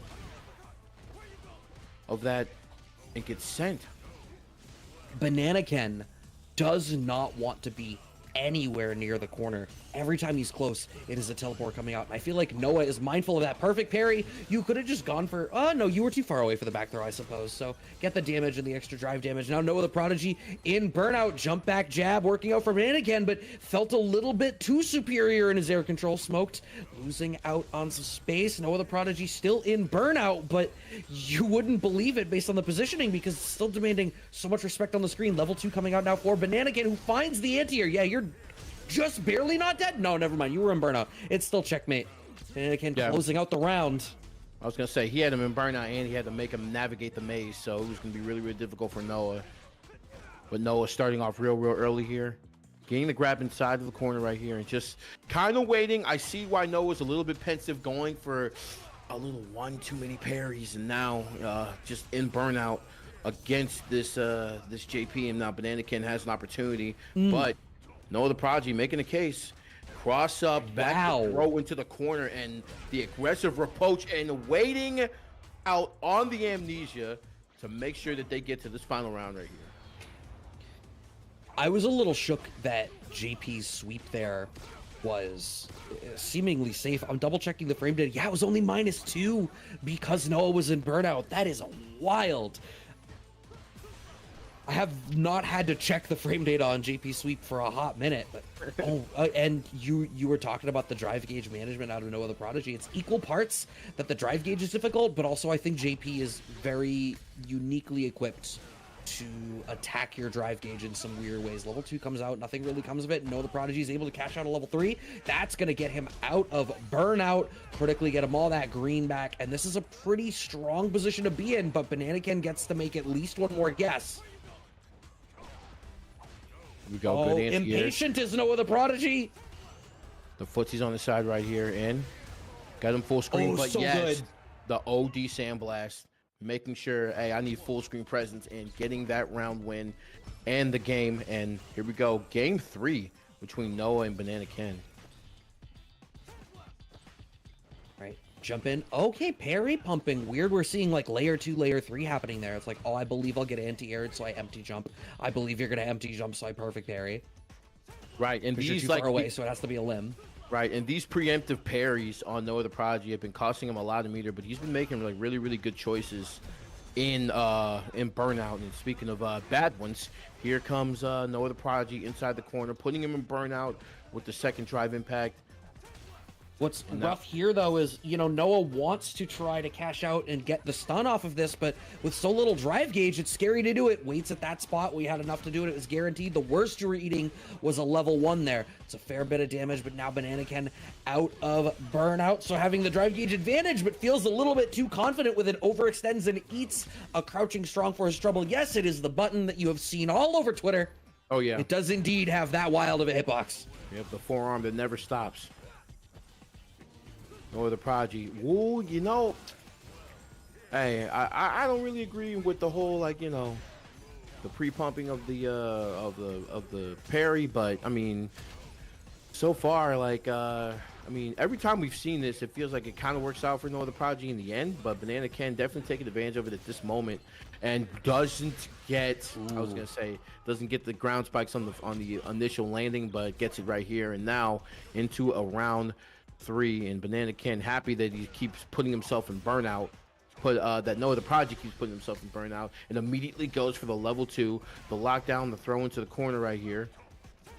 Huge. And now just waiting it out. You were talking about, oh my god, the amount of control Cartoon Strong beats the drive rush forward here from Noah the Prodigy, who was never gonna block. Banana Ken knew that. One more touch ought to do it. Waiting it out. When is the DI gonna come? You actually don't need to, because stun matters. We find the throw. Perfect KO. Double perfect for the second game on the set here for Banana Ken. You were talking about those empty parries that Noah's doing, and this is one of the things that I think is low-key why JP is the best zoner of Street Fighter 6.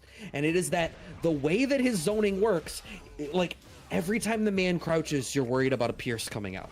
Oh yeah. Like, the way that, because he can just pump down and make you worry whether a projectile is going to come out, makes it that much harder for you to feel confident when you could use your drive gauge reactionarily. And we saw and we saw like earlier in the previous game, Brad, that like literally like we saw the Banana Can was like literally willing to just sit at a poke's distance and kind of just wait, just because he wanted to respect Noah's options. But so far, Noah right here in the corner, and now putting him in drive gauge. I mean, putting him in burnout.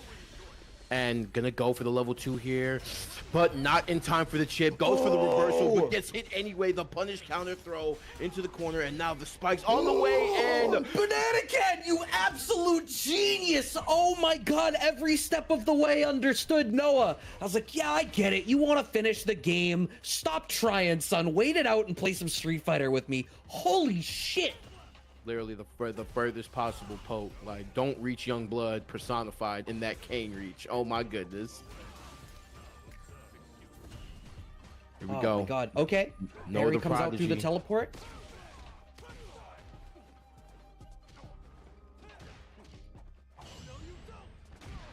Okay, got to make this count right here. Putting him inside of the corner. Right? Going for level 2. And Okay. making him pass and gets the hit. Spikes. And now you can slow this down as much as you want. You're on set point. You're up a game. Even willing to spend some of this drive gauge, but like no one needs to spend overdrive to compete on the ground. So you're going to lose out. Still staying cornered. The third jab works out. Has the counter DI. May have just thrown it away. But Banana Ken, actually, Noah's going to have to spend. No, didn't have to spend bar. I was going to say, if he had to spend it, maybe it's kind of worth it, but no, what a critical mistake from Banana Ken, thinking Noah was going to be less awake at the wheel. Here we go, and this is Noah the Prodigy's been really privy about using that OD Fireball. Gets the spike and then the TP to put him back into the corner. The movement from Banana Ken, real crazy right about now, but Noah the Prodigy going into burnout, throwing the fireballs, just trying to keep the space here, trying to find an appropriate time to get in right here, and Banana Ken, still putting the pressure on him. Wants to respect Noah just a little bit, understands that he has reversal options on deck, does get his drive gauge back, the uppercut. I am intrigued by Noah spending the additional drive gauge for the follow-up there, but I wonder if it was just like, I'm going to end up with the life lead, and I'm completely comfortable just with us just resetting in this way. Puts himself in burnout once again, finds the jump back jab though, that's so huge.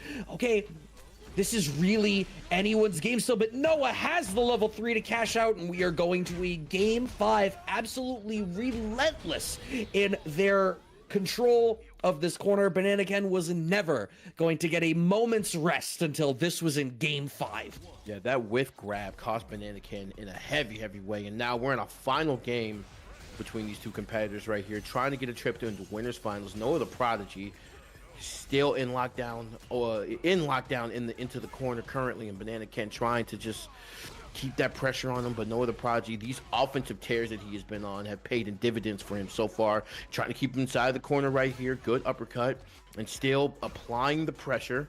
Not a lot of drive meter on his side, but still, Banana Ken fighting back. Okay, clipped. Wow, it feels like Noah's trying to pick more active options as an answer to the teleport out, but not feeling completely confident in it is ending up in a position where they're taking more risks than they ought to. Smart spot to DI there from Banana Ken. We are going to beat that out. Yes, the level 1 invincibility does not last long enough. And Banana Ken, so much control. Noah does not want to block on the ground. The level 2 picks up. We are back on set point. Real familiar territory for Banana Ken, but this is where Noah the Prodigy got that last game win. So, and we see already he's trying to just quickly navigate the maze, having a little difficulty right now. Banana Ken just slowly, methodically, and clearly just walking him back to the corner. But it's been a game of give and take between these two. It's just like, yeah, I'm willing to sacrifice the drive meter, but in return, I'll take the space back. And once again, into the corner again, the pressure mounting from Banana Ken, and literally keeping them there. And you still, get the combo. The bounce, and you get the combo, and you're gone off the level 1. Wow. Oh, I have portals out. My jump back air to air is a full confirm into death. So crazy. But I mean, Noah ended up in a spot where it just felt so much like Noah was flummoxed on defense. I feel like at every single turn, Banana Ken was completely prepared for whatever Noah was going to try to do to get out of the corner or to get out of a tough spot. Reversal, yeah, I get it. OD Fireball, you're going to burn yourself out, and I know it's what you're going to do. Just like I know you're going to take a minute to take a look at that Matcherino there. We do still have codes, so I would humbly ask each and every one of you to please go and show some love to that Matcherino. It only takes a couple of clicks for you to sign in and claim those codes. We did see Bunch ponying up on that bounty for the number of games that 40% played, who, once again, thank you for sitting in with us for that latter portion. It was incredibly insightful conversation. Yes. And through the course of it, it has made tonight's pot that much sweeter for one of our players. But you guys can make it even sweeter with just a couple of clicks. I guarantee you could have done it in the time that it has taken me to do this plug. Definitely. And while you're at it, make sure you go to YouTube and hit that subscribe button, and of course the code for the Matcherino. Give us love so we can give it right back to you. The kickback has been amazing ever since its inception, and tonight has been absolutely no different. Shout out to 40% FlashKick for not only sitting in with us, but also, of course, making the bounty and the money match very, very entertaining. And of course, that wonderful Marissa play that I've come to grow and love and appreciate. And of course, I appreciate them for stopping by. And man, we got so much Street Fighter coming up for you guys. And this top 8 has been absolutely just immensely just thick with talent. And of course, these are players that we have all heard of, and players that are world renowned at this point. And now we got Dual Kevin going up against 801 Strider for a trip to winners finals against Banana Ken. Yeah, and this is wild because you look down into this losers bracket at who's still in here. JB and Noah both waiting in losers quarters for their next opponent. JB is waiting for the loser of this next match, so playing against either Dual Kevin or 801 Strider. So it's interesting. And Noah is waiting on the results of Joey versus Zach Boz. Obviously, JB did end up reporting a 3-1 win over Spaceboy, so Spaceboy out at 7th. I feel like we spent 2 full games of the kickback just riffing on Spaceboy's latter performance, but still having a really good run tonight. Yeah, definitely. Don't worry, Spaceboy, you're still one of my favorite players. Yeah, man, we're gonna get on you for beginning and ending that last kickback with a Zangief loss. I'm not gonna about it with Spaceboy, we love you to death. You just stink. I would never tell you that. No, it's fine. It's fine. Hands up. You are one of the best players on the East Coast. Right now, you suck. God, just love you. Lay it on thick. I love you to death. You're arguably in the top 20 or 30 in the United States. You suck. Yeah, enemies like this, okay. Right? Friends like this, bro. Step it up. Friends like this, bro. Who needs enemies? I know who could really use some friends. Sometimes my friends just need a nice little push in their back. Yo, watch. He's gonna wind up being top 3 in the country. Watch. Okay. I believe you. You gotta take him to Domino's before some major someday, and we'll see what happens. Domino's be so good. I really brought Idon to glory. Huh? What are you doing now? Like, why aren't you taking him places? Right, like I got it. So how come he don't just become Casa Idom? Like, what the fuck? we waiting on you. I ain't got no bet. Okay, understood. He want to win, right? You answered the question. It's a two-way all right. street. All right, I look, I get it. I totally understand.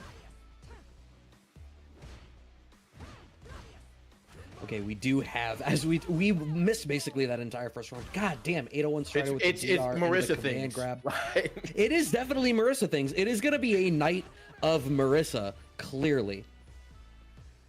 Dual Kevin just playing a little bit pensive, understands that, and my the God. button to answer all, the medium. You're gone, Bucko. You know what's wild about that? Dual Kevin twice in a row did like dash forward nothing, backdash. And the third time was the time that Dual Kevin was like, well, maybe I'll do something now because you're not checking it. And that's when Strider was able to pull it out. We do have more lockdown in the corner, but Dual Kevin has exactly enough to cash out on this CA and bring this round back for themselves, I believe, after a really critical stand for themselves, pushing out of that corner as close as 801 Strider got to closing that round out. Just being burnt out in that spot was not ideal. Yeah, level 3 just not getting it done for Strider right there. Although, you know, a little 50% for our troubles. I'm sorry. 70% for our troubles, excuse me. And now into the corner once again, and 801 Strider putting the pressure on and kind of just sitting there waiting, knows that he has a DP. But hey, that's going to be almost a perfect victory for him. Oh, it will be. No, not yet. Getting real close though. 801 Strider. All right, blocking the overhead right there. Perfect parry by Dual Kevin. But you know what? Like, 801 Strider doesn't give a damn about that, right? And there's a reason why. Finding the back throw there. The risks that 801 Strider is sitting there taking are things where it's like, what's the worst that happens? I get float jabbed into something, and it's only a lot of damage if you spend resources. Or you perfect parry me, and then whatever you do after is scaled to hell. I have such a life lead, I can take these risks and just pester you. And it's exactly what happened to close that one out. And these jab checks out of 801 Strider, feeling really confident at making Dual Kevin have to second guess how he is taking control of the screen in front of him. Even a trade on the tornado? Come on, that tornado was empowered. Dual Kevin finally feeling themselves, getting into the corner right here. 801 Strider gonna have to just sit here and block for just a little bit, gets hit by the overhead, and Dual Kevin running the offense and getting it done for that first round. Very well done. All right, a very slight meter advantage here favoring Dual Kevin. Okay, sending out, really trying to ensure that 801 Strider is second guessing, just idly moving forward. Shimmy connects here for Dual Kevin, who has a pretty decent knockdown position, but a little bit hesitant on how to spend that meaty situation. 801 Strider wakes up with buttons and gets the better of it, slowly working their way out. Dual Kevin does not want to block this too much. The amount of chip damage that it does to your drive gauge to just let Marissa finish out her special moves can be so scary.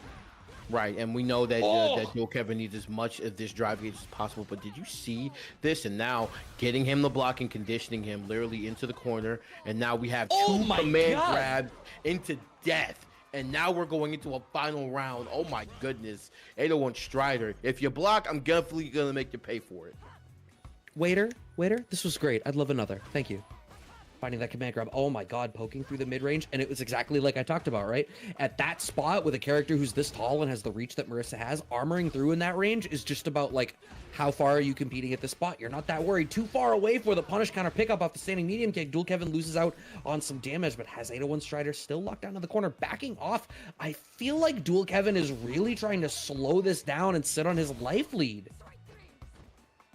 Yeah, we see like Dual Kevin is literally just like Dual Kevin. He has to play just a little bit pensive, and this is the moments he's waiting for. He hasn't gotten a lot of punish counters or moments to where he can set up level 2 right here. And the whiff grab definitely gonna make 801 Strider pay for this in a very big way. And another whiff grab, and Dual Kevin picking up on this and taking that game right there. I was about to levy a little bit of criticism at 801 Strider, because we were talking earlier about, you know, trying to think a lot about the decisions that you're making defensively.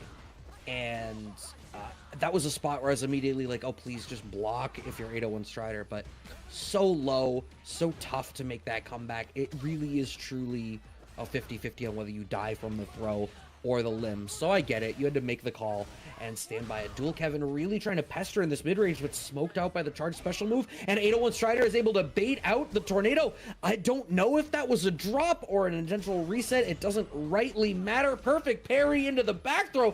Dual Kevin with just a sliver of life, but has drive gauge. 801 Strider in burnout. This is so scary. Waits it out. We find the anti-air. Dual Kevin sitting pretty, brings out the level 2. Do we have enough chip behind this to guarantee it? I don't know that we do. Low check. Nothing really comes of it. You do need to be scared of the reversal level 2, but Dual Kevin is able to bait it, and we find the punish. All it takes is a sliver. You still got a chance. Dual Kevin gets the round. And Dual Kevin with excellent discipline in that entire situation. 801 Strider, he literally just had to sit here and block. I think he might have been taken by surprise by the fact that Dual Kevin just mid-screen just like ODDP'd and didn't have the appropriate combo ready. But Dual Kevin taking great advantage of it, and now a one-round situation. Dual Kevin in a strong lead right here, and once again putting Strider into the corner, blocks the overhead, but goes for the grab off the Scudum stance, and Dual Kevin is going to take this game. The discipline of this man. Yeah, I mean, Strider right this second seeming like a lot of their prep time must have gone into that Luke for the amount of Lukes that they bumped into, but Rashid can be so tricky. And the fact that Dual Kevin is finding this spectacular pocket of, I can control this range. Outside of this range, I can do whatever I want so long as I have the lead, and I'll just keep my hands on the wheel at all times. He's playing safe. He's not overextending or taking any massive risks. And right now, the result of this is there is exactly enough damage available here to close this one out, I believe, with a perfect. Yes, as Dual Kevin sits now on set point to go into the winner's side, or I'm sorry, the winner's finals opposite Banana Ken. And this is what you were talking about, Brad. Just kind of staying in the driver's seat. You whiff punish Gladius fully charged, knowing that if you get hit, you're going to be put in that state, you're going to be put full screen after that, and literally a knockdown. And now Dual Kevin just still, once again, like as you said, Brad, literally trying to just make sure that they stay in the driver's seat. And yes, backing off the Scudum stance right there. Very, very well done. Getting the corner carry. Level 2 available, though, for Dual Kevin. A lot of reversals on his side. And are we going to see it here? Oh, yeah. And you see it, Strider. What are you going to do about it? Are you going to be perfect? Your defense has to be tip-top if you want to escape this. Blocks the overhead, goes with grab, but one missed button, and the tornado hits, and Dual Kevin my God, is going to take this set and go on to winner's finals. That was exactly enough damage. I mean, I like that Dual Kevin played that in such a stable way. I feel like there's players that want to play for stability, and then there's players that thrive in taking things to a more chaotic place, a more scrambly place. And the fact that Dual Kevin landed on a matchup approach there of, let's play towards stability. I know how to get stability. It's to get a lead and then never take risks, because Marissa is so good at punishing you for taking risks. It's one of the things that makes her so scary. And when people were talking about like, wow, you make one mistake against this character and you really just die.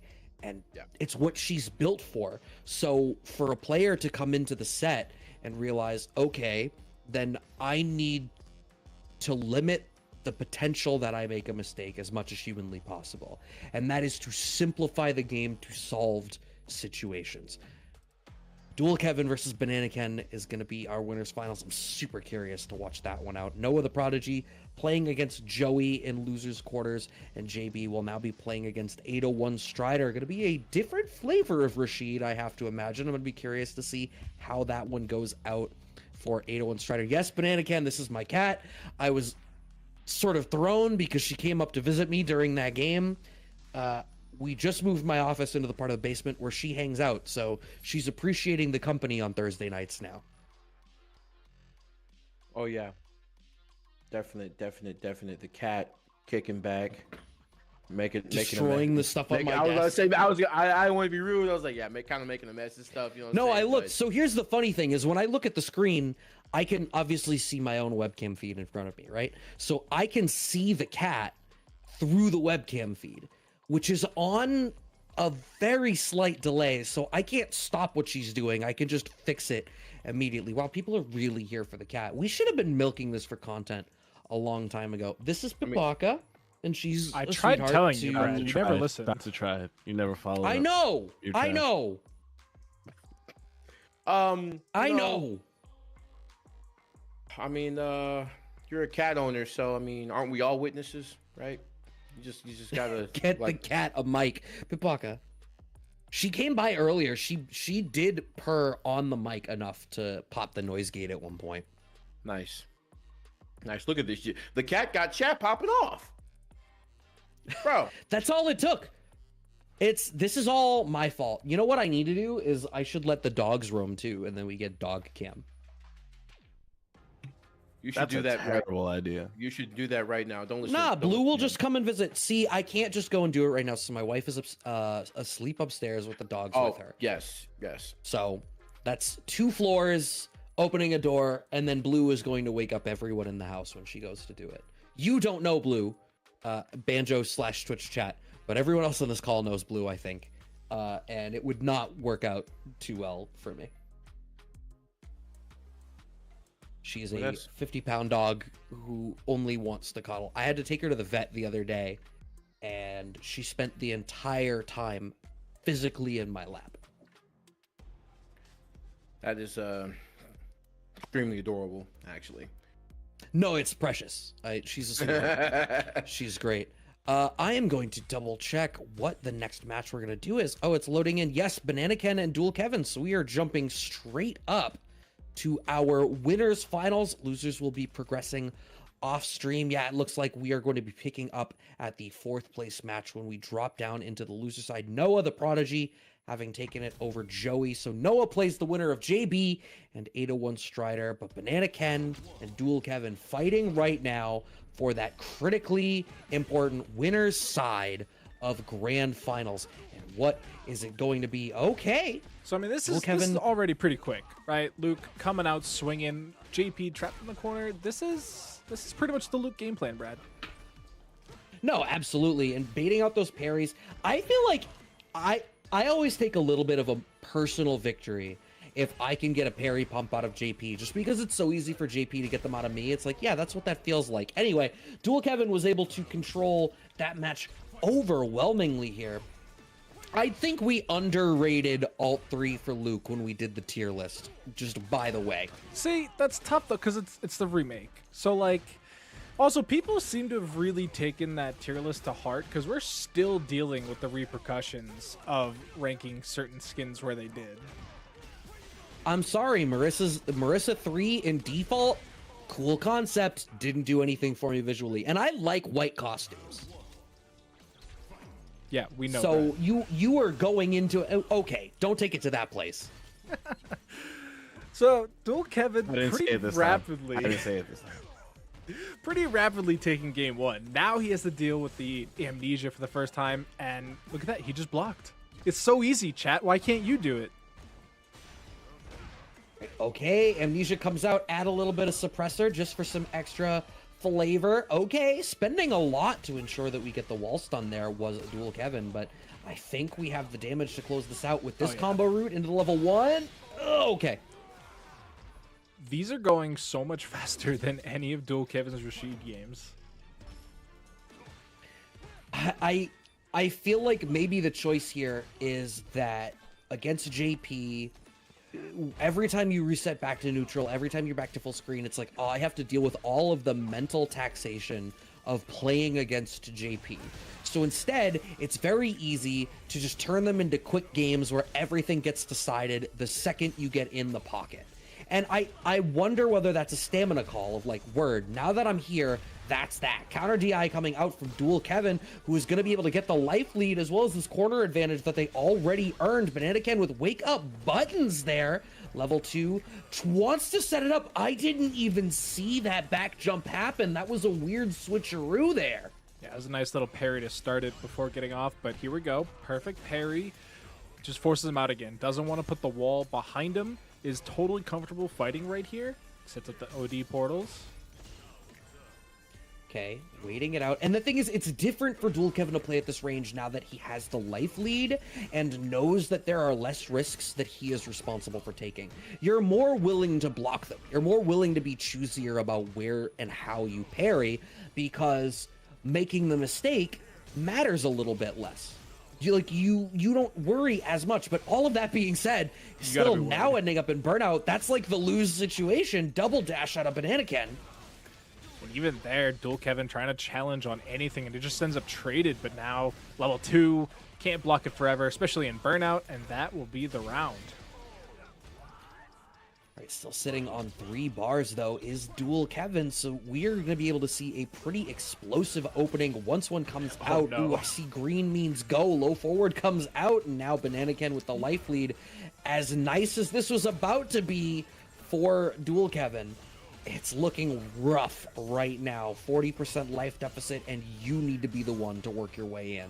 Yeah, Banana Ken has completely slowed down the entire game so far, right? Like Dual Kevin in game 1, just gas, got the victory super quick, didn't really have to worry about these zoning games. Now, Banana Ken's just widened the gap on the screen between them and has completely turned it around and won the game 2. All right. 1 game apiece here, and I mean, okay, go fast. It's so scary to try to contest with JP. I feel like the hurt boxes on his limbs can be so scary to try to counter poke against unless you have very specific tools. Banana Ken trying to work his way out. Well, I'm saying Luke has the tools, right? Like, he's got that one crouching button that everybody's afraid of, and it's so working against JP as long as you're not this far. Anywhere closer, Luke's got it. Oh, okay, using that drive rush into the forward advancing limbs out of Luke, still a thing that has been in his kit since we got to try him out in Street Fighter V. I say that as though it wasn't 6 months ago, right? Yeah, it does feel like that long ago.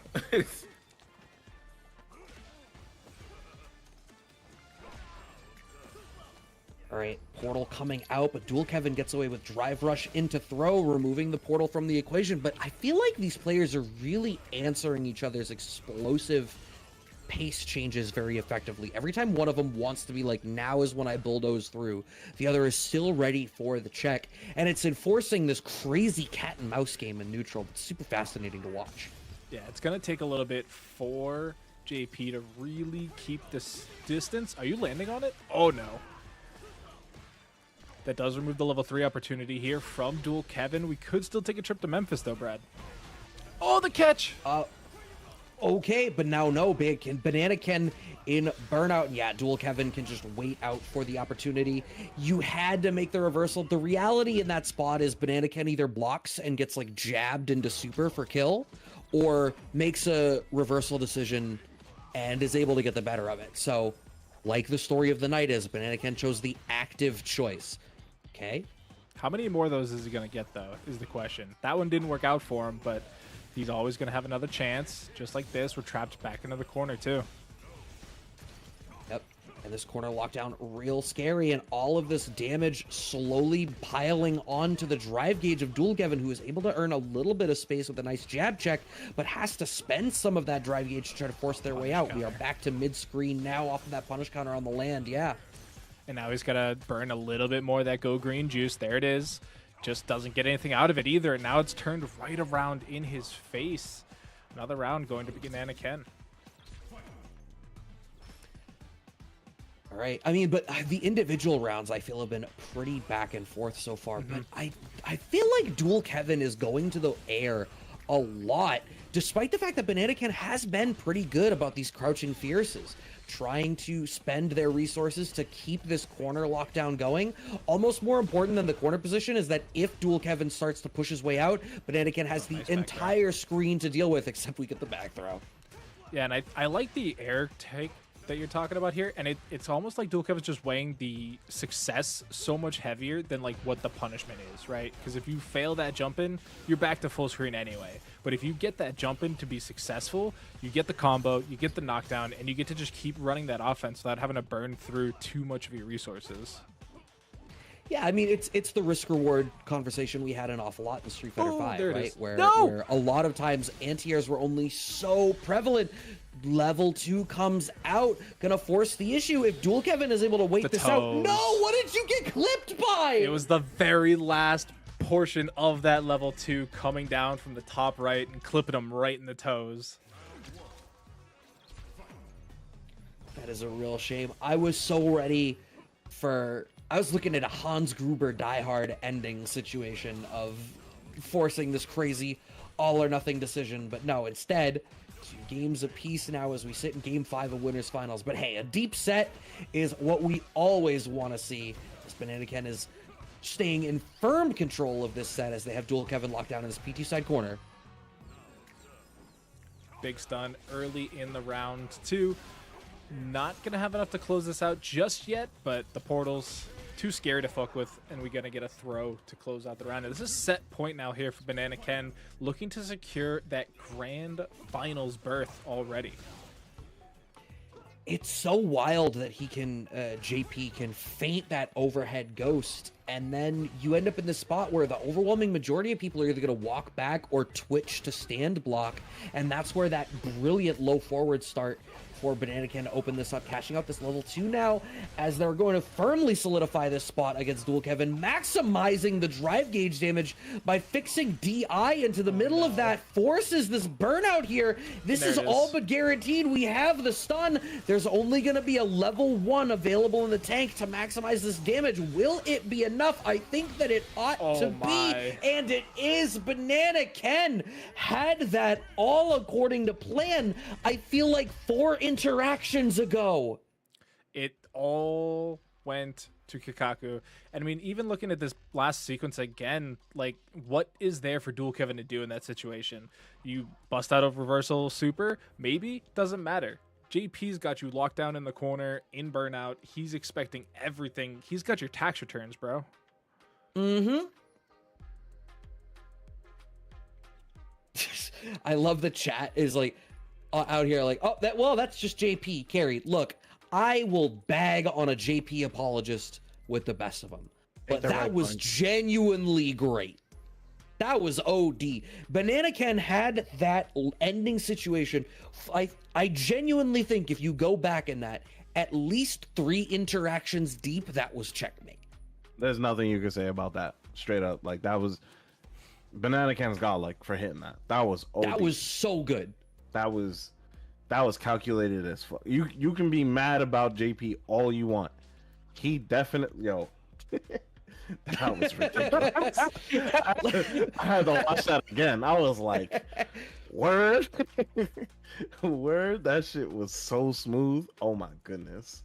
Like, it gets played back to you in black and white while the mentor character explains it to you degrees of pre-planned. I was like, this motherfucker is a Blaze Blue player. You can see it in his JP play.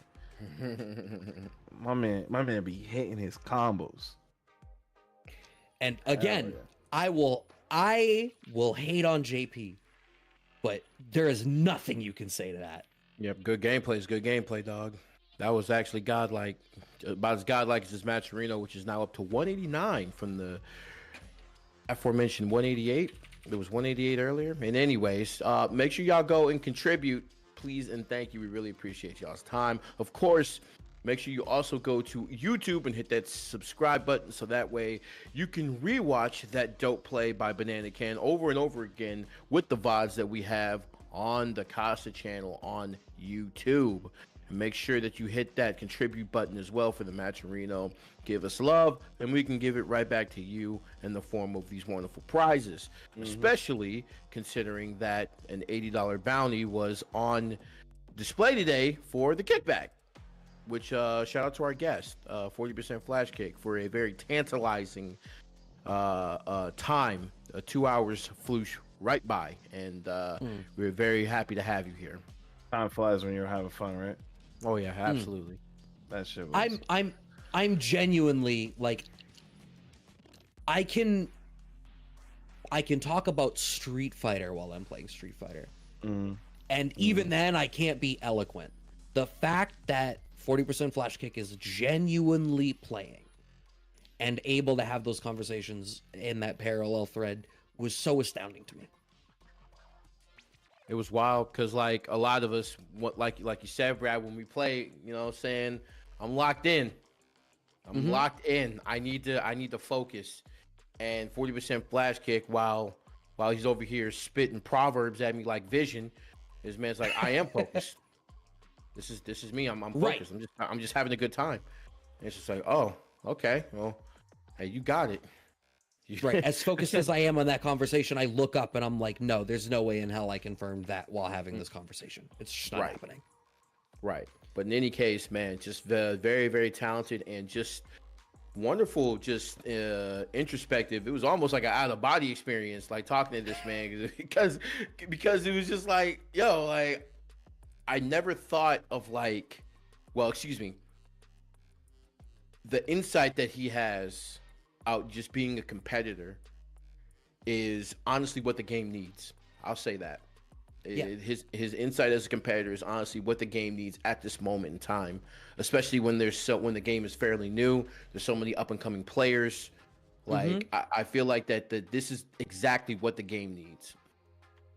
Yeah, no, I don't disagree with you. I think a lot of the cultural perspectives, a lot of the emotional perspectives on the relationship we all have with this, I think was in a very healthy place, and I commend that. And I commend that level of introspection from anyone. And what's cool about, you know, something like the KickBack, the show that we've been doing now, is that you get the chance to talk to all of these different players and get these different perspectives of like, what are you thinking about when you're in this space?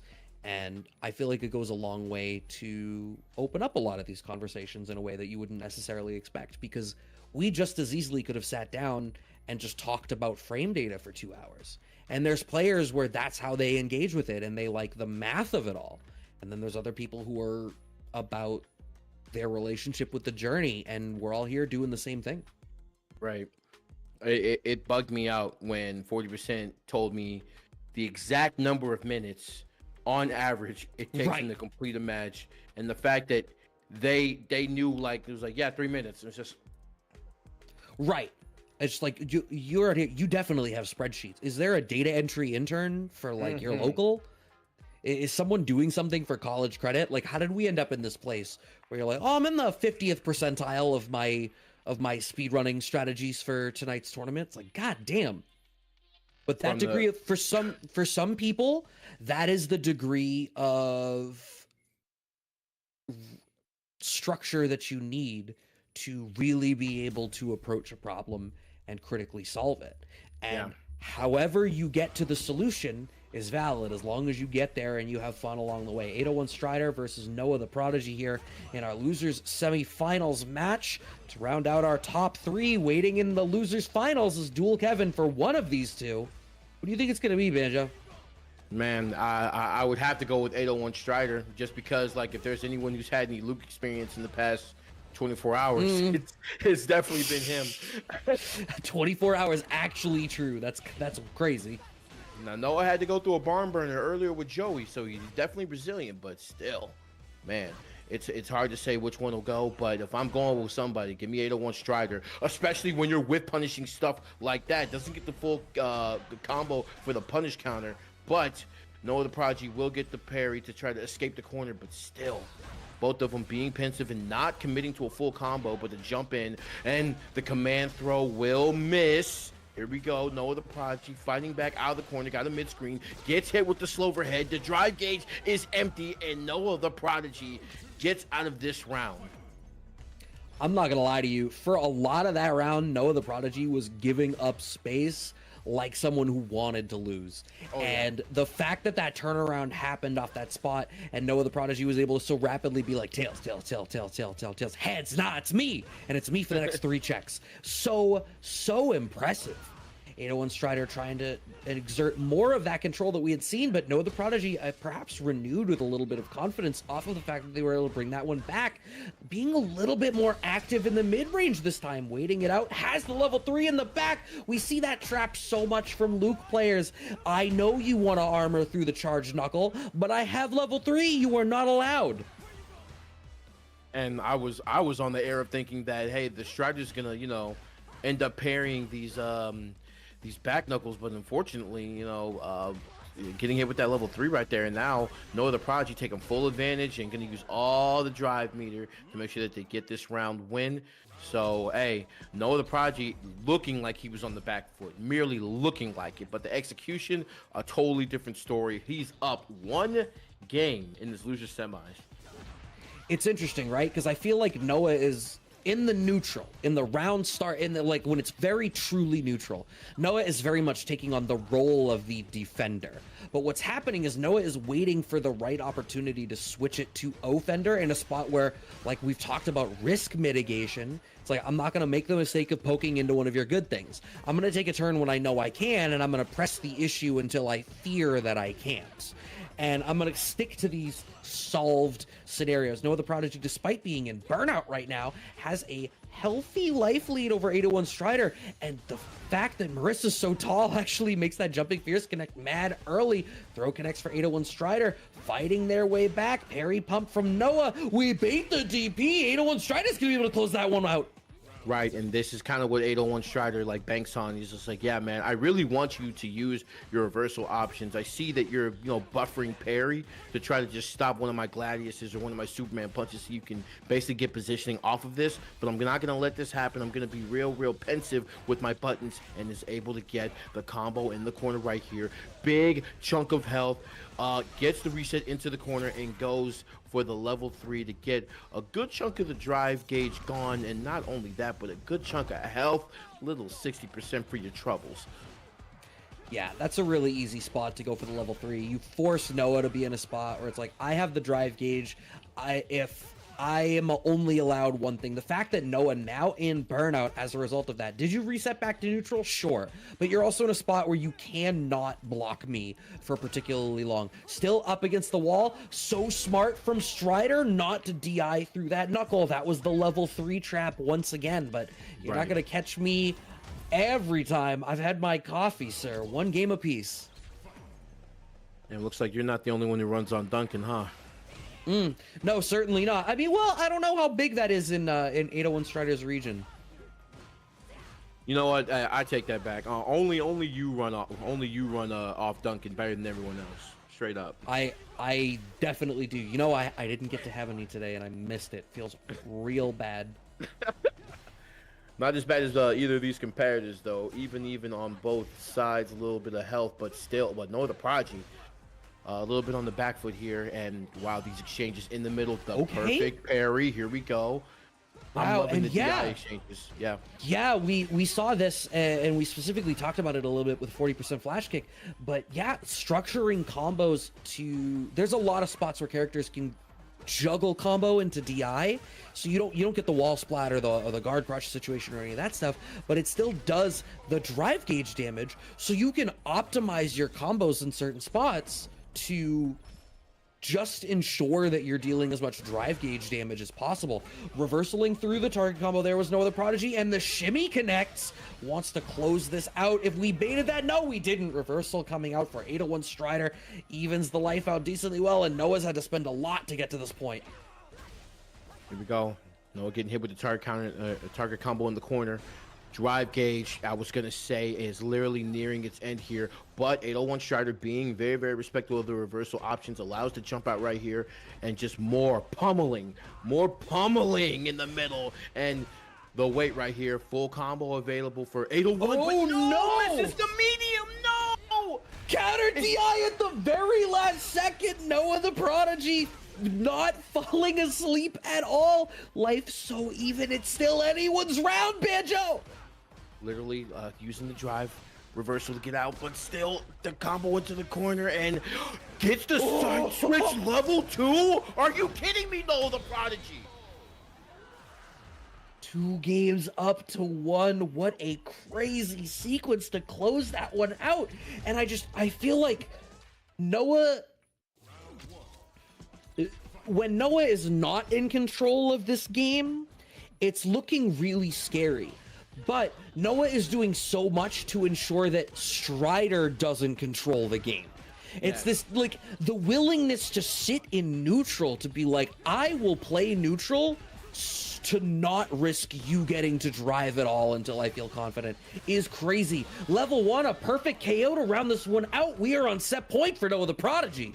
And we see that Noah the Prodigy has literally, willingly gone into burnout just because of what you said earlier, Brad. I'm not willing to let you drive, and I can't. You're Marissa. You are way too powerful. I can't have a 7'4" person punching down on me, lessening my health by Why do you know her height? 50%, bro. You know what it is. You know, and you know this is my character. You don't. No, we don't know Like- what it is, but we're learning. We're learning Alright. in real time. No, I just learned well, something Marissa- about you. Well, Marissa's 7'4", bro. All right. And if I'm wrong, I was convinced. Maybe she's 6'8". Anyway, it's a question for another time. The fact But that it'll- you have a second figure to possibly have it be is like high key crazier. Noah the Prodigy getting this level 2 off the juggle confirmed. That is going to be enough to do it. We lost track of that round there because Banjo overshared, but Noah the Prodigy moving on to the losers final, setting up our top 3. Banana Ken waiting in the winner's side of Grands, and now Dual Kevin and Noah playing for who gets the chance to play against Banana Ken again. However, both of them dropped down to losers opposite Banana Ken. Banana Ken sending Noah down in winners semis, and obviously Dual Kevin there in the winners finals. So gonna be curious to see which of them is going to be able to have made the adjustment. How do you think this is gonna go, Banjo? Man, Dual Kevin playing, I don't know whether he's going to go Luke or whether he feels like Rashid is more of an appropriate thing. I don't know if I've seen him play the mirror before, and he fared fairly well in it. Maybe this is something that he doesn't want to deal with. I don't know Noah the Prodigy's exact experience with Rashid, so maybe that could be something he does first, right? Maybe he does Rashid first just to kind of gauge like where he's at, and if he's like, hey, well, I mean, if I feel like my Luke is better, then we can go the way of Luke. If it gets taken to that level, maybe it will, maybe it won't. I'm not too sure on this exactly, but entertaining it will be no matter what. So this losers finals, ladies and gentlemen, over here at CasaBunch, we got Dual Kevin against Noah the Prodigy, and it is gonna go to Rashid first. So let's see if it works out. Yeah. That's interesting. If I could ask a second question. Earlier you said you know what it is. In knowing those figures off the top of your head. I am going to ask you later what it is, but first we're going to figure out Noah versus Dual Kevin here. Noah firmly in the driver's seat, but Dual Kevin actually doing an effective job at checking that forward movement so that Noah is getting caught out for it. Wow, and literally just keeping them locked down with the anti-air right there, but the bust out, very, very well done by Noah, and checking the green stuff right there. Green means go, as you say, Brad, and oh, but unfortunately, the knuckle getting side switch to the wrong side right there, and now Dual Kevin not in the lead, but Noah the Prodigy keeping him in the corner right here, trying to go for all the fancy stuff, the overhead in the corner, not gonna be able to get it right here, and wow, just still wow, super basic super basic target combo in level 1. You know, it's interesting. When we had 40 on earlier, we were talking about that sort of moment between decisions where you switch from plan A to plan B. And I think that was a spot where Noah moved in a way that it made Dual Kevin feel like plan A was over, and it wasn't. And that's why he got caught out. Noah backing off, but still playing a footsie game, not trying to back off for like anti-air range. Okay.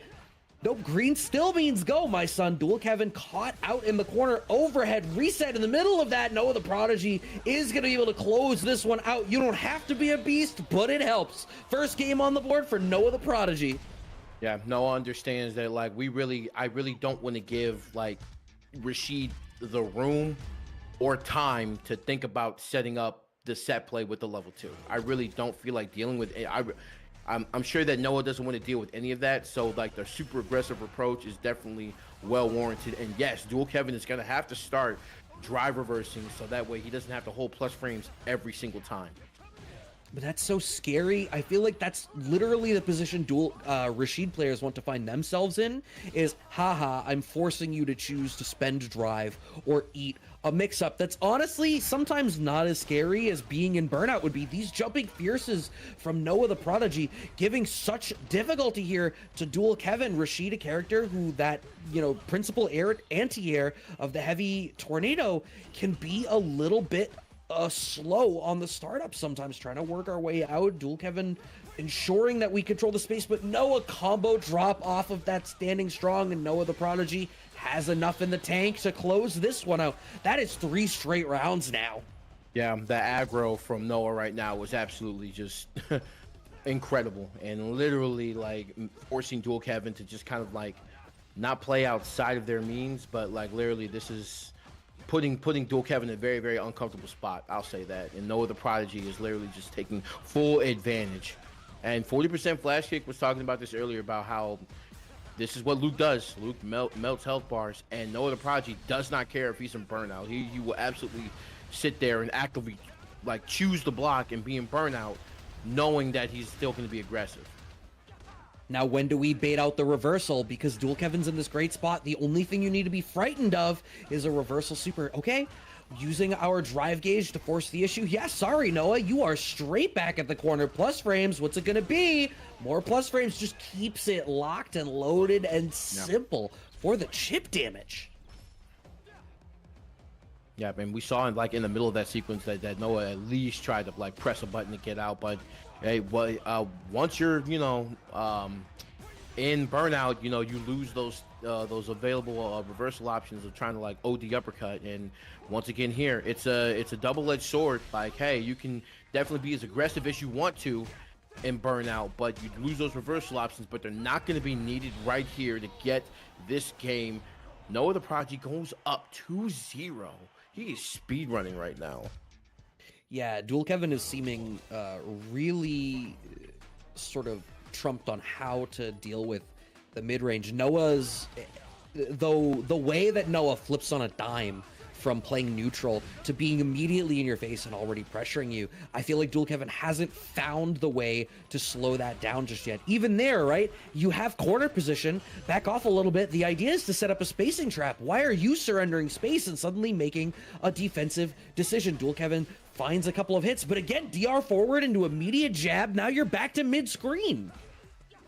Like when we saw him try to go in also with the standing medium kick, and nothing is going to be found right here, but kind of chipping at him away in a little war of footsies, and the crouching low forward, the low forward is going to do the job right there for Dual Kevin. And Noah the Prodigy being a little bit, kind of being not to a screeching halt, but the OD uppercut, put him back into the corner right here. Dual Kevin, yes, just going through the motions right here of just trying to like either take him from one corner or to another, whatever it may be. Fundamentals on standby with the uppercut. Oh, that's actually super smart, right? In a spot where, Noah is either view reversal or view reversal, drive reversaling because they expect that they, want to spend the drive actively, or trying to go for DI. You just wait and bait it. This is so rough in this. This is so rough in this matchup, just because like Noah, he wants to like make sure that he doesn't get out of these situations, but his risk mitigation is just like his risk management is just has shown that it's just like, hey, I'm willing to give up my meter, but at what cost at this point? Because like this is the second time that he's been without meter, without drive gauge, and stuck inside the corner, not being able to do anything just because he's grayed, and because he's grayed, he can't do anything about the tornado that's in his face. So it's really, really difficult for him in those situations specifically. Yep, Noah is getting the better of this round start here in our game 4, still up 2-1.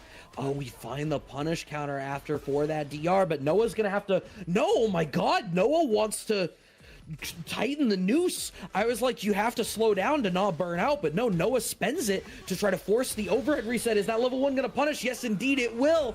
Noah believes that they can be on the back foot and still fight their way out, and we are now sitting on set point for Noah the Prodigy. Oh, the Prodigy, man, knocking on the door right here. Dual Kevin, just trying so hard to force a game 5 right here, and it's just so difficult. And Noah the Prodigy is willing to spend every bit of meter to get the most advantageous situation he possibly can get and maximize the most damage. But Dual Kevin sitting over here fighting back, but the grab in between, and now another throw into the corner. The fundamentals from Noah the Prodigy. Can you keep them in the corner long enough to get your meter back? Gets the cross-cut uppercut and a OD uppercut, a Dual Kevin's own, into the level 2, into the corner. You see it. Do something about it. You know what? This is actually still a super winning position for Noah, and that's exactly why. Because what are you scared of? Just block it out. You still have a very slight life lead, and Dual Kevin is lacking in terms of resources. But no, I feel like Noah overcommitted their defensive choices. Getting out of the corner there is actually pretty critical. Jump back. Any touch could do it, especially with the level 2 available here for Noah. But what's this going to be?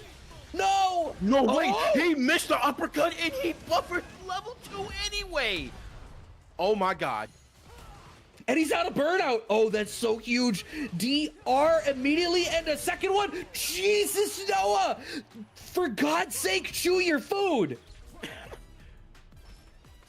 Dual Kevin, out of all of that, out of that entire scramble, just decide, like, you know, I'm OD uppercut, man, you know? I'm OD spinning mixer. I'll be able to get out of here. And so he did. Now we're looking at a final round situation in this game 4. Noah the Prodigy putting him in the corner right here and electing to wait, thinking that some type of reversal option was on the way. But here comes level 2. Bill Paxton, please help me. Somebody help me. Able to get... Oh, no. Okay, reversal level 1. Sorry, I just finished fixing my face. Noah, again, slight life lead. Low on resources, a smart spot to counter check. We don't have a whole lot available. Noah chooses to slow down a hair. Oh, we're baiting a tornado for level 1, aren't we? Oh, 100%. Noah. Okay, finding it with the standing medium kick. Oh my god. Yo, Noah's Brad's hands were on his head the whole time. He was like, please, just finish the combo, please. Just like, get just one chew. straight hit. Like, chew, my son. The amount of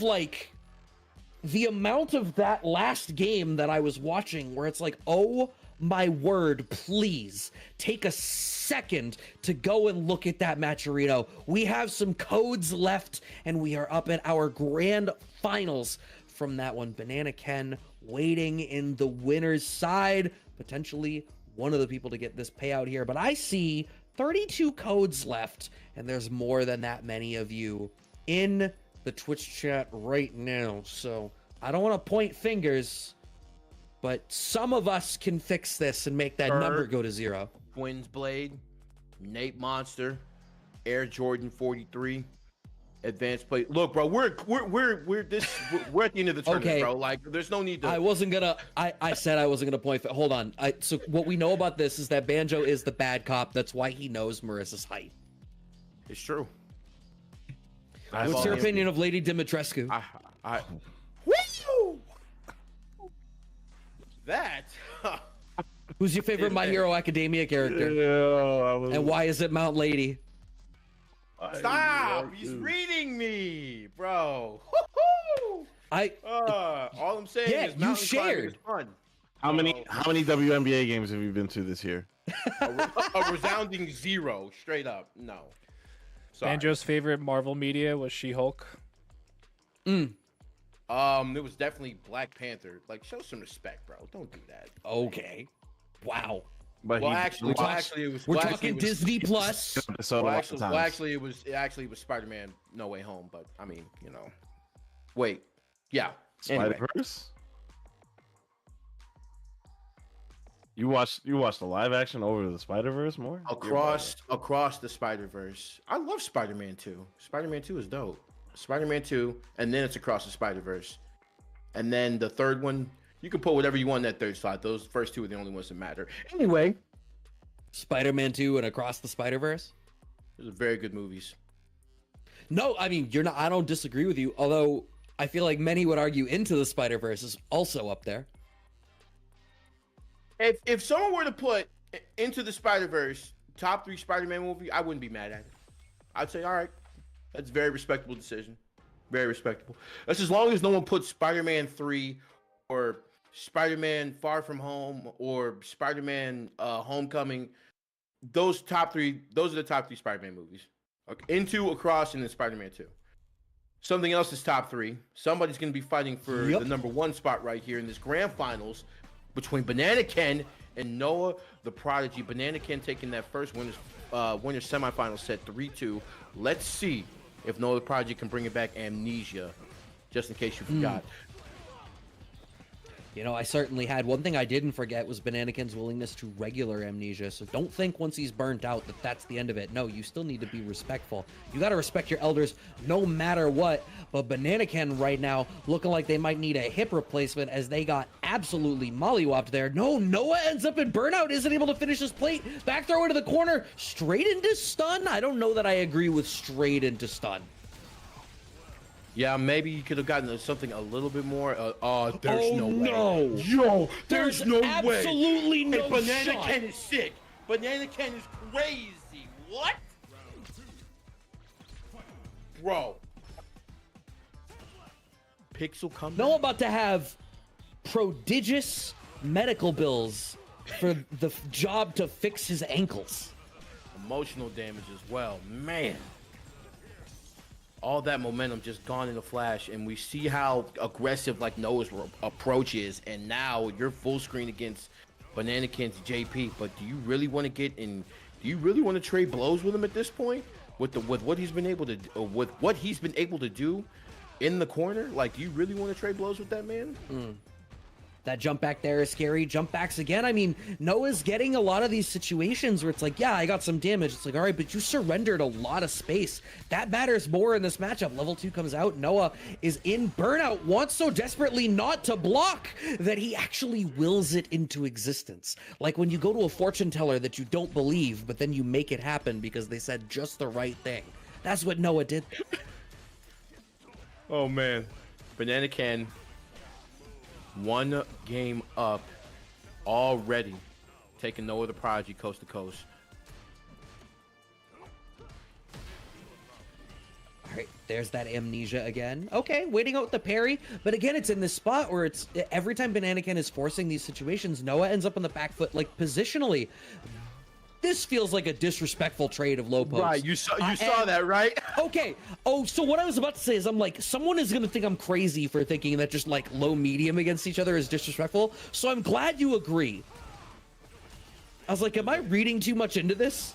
Nah, like we saw both of them like three straight posts with low medium, and then another 3 straight posts with low medium. Not going to be needed here. The anti-air is what's going to solve everything right here for Banana Ken, and going 1 round up once again. And God, the corner presence is way too strong with this man. Going into level 2, you need to block something. JP Morgan Chase is here to take all of your money. The throw into the corner, punish counter, and the OD uppercut to end it all.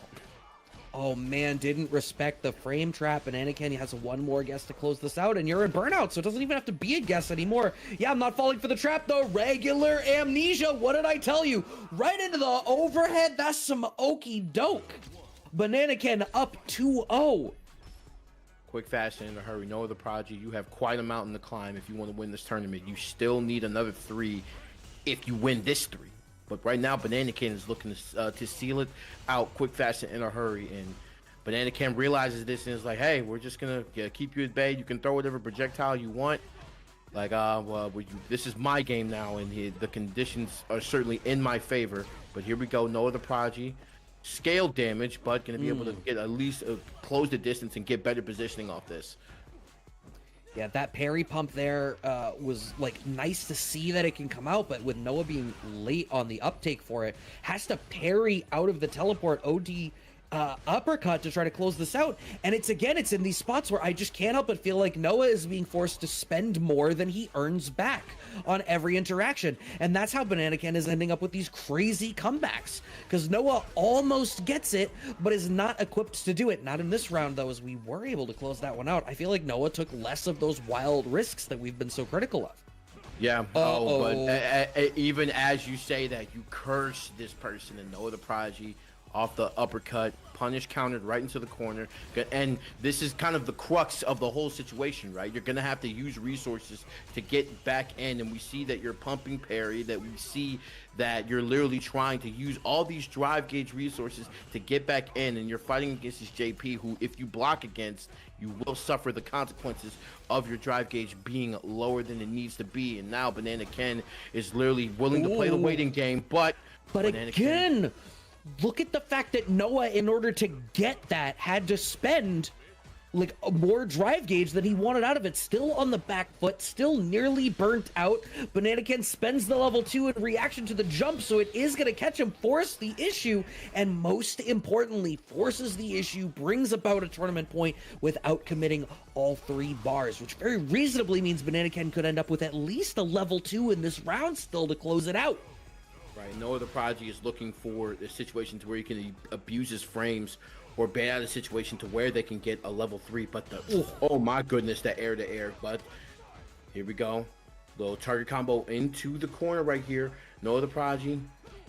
Here we go, the button to answer all, the crouching medium, but doesn't expend level 3 just yet, but the next decision might equal that. But the air to air to keep him back inside of the corner. Banana Ken trying to keep them at bay and hasn't done a very good job as of recently, but slowly whittling away, and it's gonna expend the level 2 to just try to keep them on lockdown. Oh, so smart from Banana Ken. Leaves a gap in the middle of the last 2 to punish Noah. All that drive gauge Noah got back for successfully blocking the Super 2 is gone, and Banana Ken can now do whatever the hell he wants to close this one out. Noah can only afford to take one more hit. No, we missed the Pierce reversal level 3. It's not gonna connect.